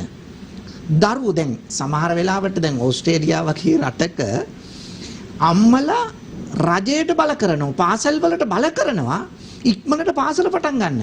මොකද ළමයා කොහොම හරි පාසලට තල්ලු කරන්න. දැන් අපේ අම්මලා තාත්තලා එහෙම කිව්වේ නෑනේ. අපේ අම්මලා තාත්තලා පාසල පටන් ගන්නත් ගත්තත් යවන්න බයයි. මොකද කොහොම හරි දරුවා රැක ගැනීමේ චේතනාව තියෙනවා. ඒක තමයි බුදුදහමින් දුන්නු චින්තනය කියලා කිව්වේ. ඒකයි. දෙමාපිය දූදරු සම්බන්ධතාවය. එතකොට ඒ දෙවනි කාරණේ. 3 දරුවගේ අධ්‍යාපනය. දැන් සෑහෙන මෙතනදී සෑහෙන ආපස්සට ආවා. දැන් දිනේෂ් මහත්තයත් කිව්වා දැන් මේ ඇත්තටම මේ ඔන්ලයින් ක්‍රමයට දරුවෝ අධ්‍යාපනය ලබන්න කොටසක් පුරුදු වුණා කියලා. ඒක හොඳයි. ඒක හොඳයි හැබැයි ඒක වඩාත් ගැළපෙන්නේ උසස් අධ්‍යාපනය ලබන දරු දැරියන්ටයි. සාමාන්‍ය පන්තිවල දරු දැරියන්ට එහෙනම් අපිට ඔන්ලයින් ක්‍රමයේම කරන්නම් පාසල් වහන්න පුළුවන් නේ? ඒ නිසා ඒක සාර්ථක නැහැ. මොනම රටකටවත් දරුවෙක් විනයගරුකව පන්ති කාමරයක් තුල තමයි ගොඩනගන්න පුළුවන් වෙන්නේ. ඒක නිසා ඒ ක්‍රමවේදය ලංකාවේ දැන් අපි හිතමු මේ ක්‍රමය ක්‍රියාත්මක කරන්නට යාමෙන් ඒ පහසුකම තියෙන දරුවා ඉගෙන ගන්නවා ඒ පහසුකම නැති දරුවා කරන්න දෙයක් නැහැ. ඒ තාක්ෂණයක් නැහැ. ඒ දරුවට කම්පියුටරයක් ලැප්ටොප් එකක් ෆෝන් එකක්වත් නැහැ. මේ වගේ පහසුකම් තියෙන. එතකොට ඒ දරුවෙකුට සමහර විට ෆෝන් එක තිබුණාම එයාට ඩේටා දාගන්න සල්ලි නැහැ සමහර වෙලාවට. නේ? ඉතින් ඒ වගේ තත්ත්වයක් තියෙනවා. ඒ නිසා අධ්‍යාපනයෙන් පහතට වැටිච්ච තත්ත්වය නැවතත් නගා සිටවන්න ඕන. ඒ වගේම මිනිසු තුළ නැති වී යන්න නොදී ආධ්‍යාත්මික වශයෙන් සංවර්ධනය. මේ ආධ්‍යාත්මික ගුණධර්ම අපි තුළ එනකොටා ගැනීම ආරවුල් ඇතිවීම මිනිස්සු අතරේ ભેද භින්නතා නැති කරගෙන මිනිස්සු හොඳ මානසිකත්වයෙන් ඉස්සරහට යන තත්ත්වයක් ඇති කරන්න ඕනේ. ඒ නිසා විශේෂයෙන්ම මේ COVID-19 නැත්තම් මේ කොරෝනා එකෙන් මේ පසු තත්ත්වයේ දැන් අපි ඉන්නේ මේ තත්ත්වය තුළ ඉස්සරහට යන මේ අංශ පිළිබඳව පොදුවේ ජනතාව පොදුවේ රටක් හැටියට ඉස්සරහට යන්න මුහුණ දෙන්න මේ තත්ත්වය ගොඩනගා ගත්තොත් යහපත් සමාජ පසුබිමක් ලාංකීය දේශය තුළ ගොඩනගා ගන්න පුළුවන් කියලයි අපේ විශ්වාසය. බොහොම පිං අපේ හඳුරන්නේ අපිට හිතන්න හුඟක් දේවල් තියෙනවා. මේ තැන් නිවැරදි කරගන්න සමහර විට අපි හිතාගෙන ඉන්න සමහර තැන් නිවැරදි කරගන්න හොඳ අවස්ථාවක් උත්තේජනයක් අපිට ලැබුණා කියලා අපි විශ්වාස කරනවා මේ කතා බහ තුළ. අවසරයි අපේ හඳුරන්නේ. වැඩසටහන නිමා කරන්නට සූදානම් වෙන මේ මොහොතේ මම ඔබ වහන්සේලාට බොහොම ගෞරවයෙන් ආරාධනා කරනවා. නිමාව කරා ගෙන යන්න වැඩසටහන. මම හිතන්නේ අපේ මේ මහත්මයාත් අපේ ස්වාමීන් වහන්සේත් අදහස් දැක්වුවා. පොදුවේ බෞද්ධ දර්ශනය ජීවන ක්‍රමයක් බවට කොහොමද ගොඩනගන්නේ කියන එක. එහෙමයි. එතකොට ඒ ජීවන ක්‍රමයකට අදාළ ප්‍රතිපත්ති මොකද්ද? අපි උදාහරණයකට ගත්තොත් අපි බෞද්ධ ජීවන ක්‍රමය පරිසර හිතකාමී කියලා ගත්තා. එහෙනම් අපි ගල් ලඟුරු තෙල් වෙනුවට අපට සූර්ය බලයට යන්න ඕනේ. ඇත්තටම එහෙම රාජ්‍ය ප්‍රතිපත්තියකට යන්න පුළුවන්. ඒතර ජනතාව ඒකට පොළඹවන්න ප්‍රශ්නයක් නැහැ. ඒක තියෙන්නේ ඇත්ත වශයෙන්ම රාජ්‍ය ප්‍රතිපත්තිමය කාරණය. ගොවිතැනට යනකොට අපි ධාර්මික ගොවිතැනට කෘමිනාශක වල්නාශක නැති මගේ දැනුම මම ඒ ගැන විශේෂයෙන් දන්නවා ටිකක් හදාarලා තියෙන නිසා අභ්‍යාස කරලා තියෙනවා. මට බොහොම පැහැදිලිව කියනකොට ලංකාවේ වතුර තියෙනවා 50ක් ලක්ෂ 50ක් කුඹුරු තියෙනවා ලක්ෂ 50 කුඹුරු කියන්නේ වගා බිම් ලක්ෂ 50ක් ජීවත් වෙන ලක්ෂ 50. ඒතර ඕටි එකමාරක් ඉඩම්. දැන් මම මිනිස්සුන්ට කිව්වා අපි පොඩි කතාවක් අපි කිව්වා මේ දවස්වල. ඔබගේ කුස්සිය ළඟ පොඩි ටිකිරි කොටුවක් හදන්න. පිඟාන හොදපු පළවෙනි හේදිල දාන්න පොඩි බාස්කට් එකකට. දාලා ටිකිරි කොටුවේ පොඩි දේවල් ටික ඉඳ ගන්න. අර අහක දාන පිඟානේ වතුර ටික ගිහලා එතෙන්ට දාන්න. එතකොට මේ වගේ ඒවා අපි දැනට කරලා තියෙනවා 25000ක් විතර. 25000ක් අපි කරා. හරි පුදුමයි. ඒ කියන්නේ පුංචි ළමයි මේකට ගියපු හැටි. පැලයක් හැදෙනකොට නිකන් හරි ලස්සනයි ඒක. ඔව් ආසාවක් ඇති වෙනවා. මට හම්බ වෙච්ච කොස්සැර ටික මම අත හොදන තැන තියලා පොඩි වාජන 3-4ට දැම්ම. දැන් කොස්සැට 40ක් 50. මොකද මේ දවස්වල හුඟක් වරක හම්බ වුණා. දැන් අලිකට පෙර හම්බ වෙනවා ඊයේ පෙරේද. මම අලිකට පෙර ගෙඩි දෙක තුනකුත් දැම්මා ඇට ටික බිමට. මේ පොඩි පස් ටිකක් අරන් ඒකට දැම්මා. ඒ ඇට තුනත් පැලවෙලා තියෙනවා. ඉතින් වතුර දාන හැමදාම මම මුණ හොදන්න ගියාම ලාන කාමරේ ළඟ තියෙන ඒකටත් වතුර ටිකක් දාන්න. ඉතින් මෙන්න මේ වගේ අපිට රත්තරන් පොළොවක් හම්බෙලා තියෙනවා.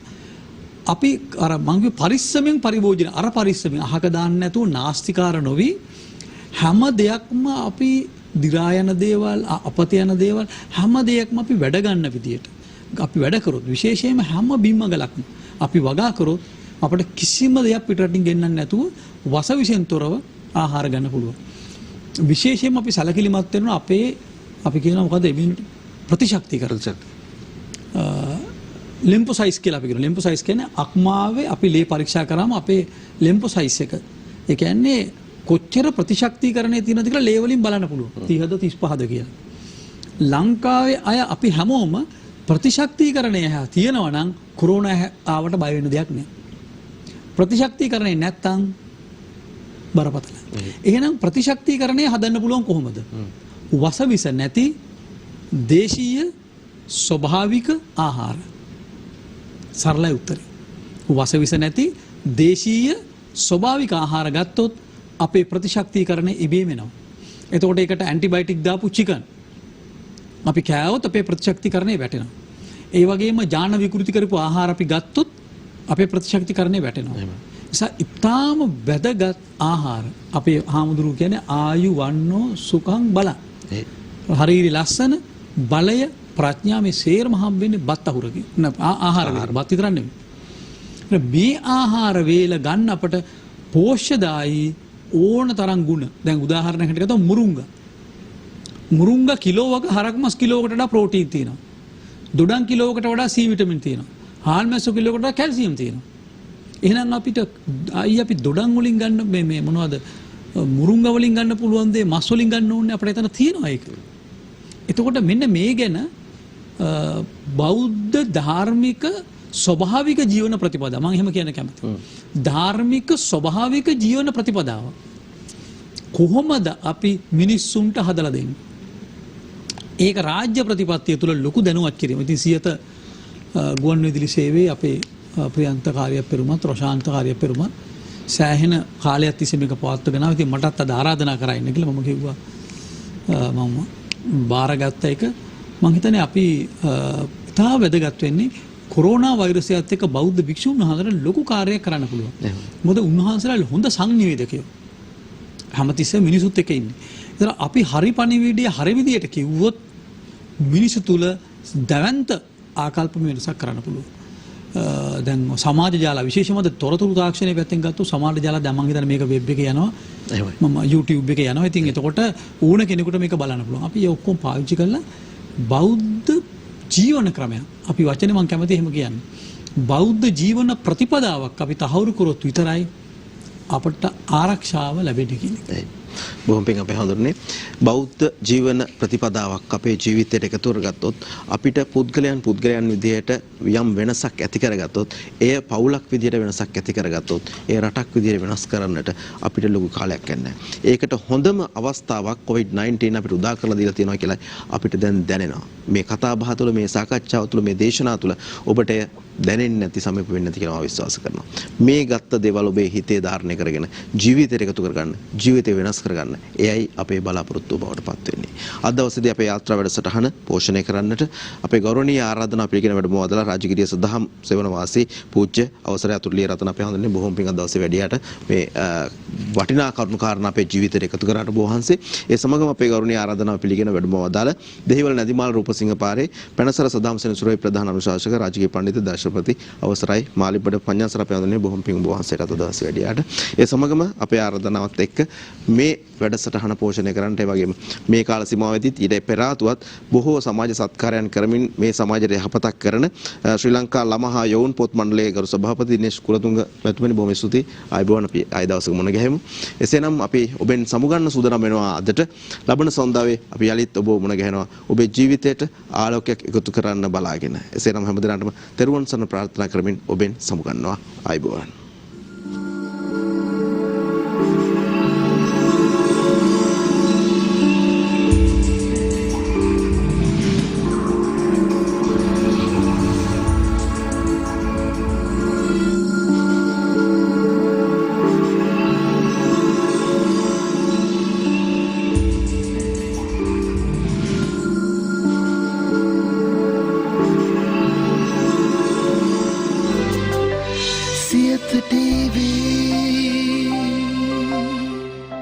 දිනපතා අලුත් වීඩියෝ සහ ප්‍රවෘත්ති නැරඹීමට ඉහත බටන් එක ක්ලික් කර සියත TV සබ්ස්ක්‍රයිබ් කරන්න.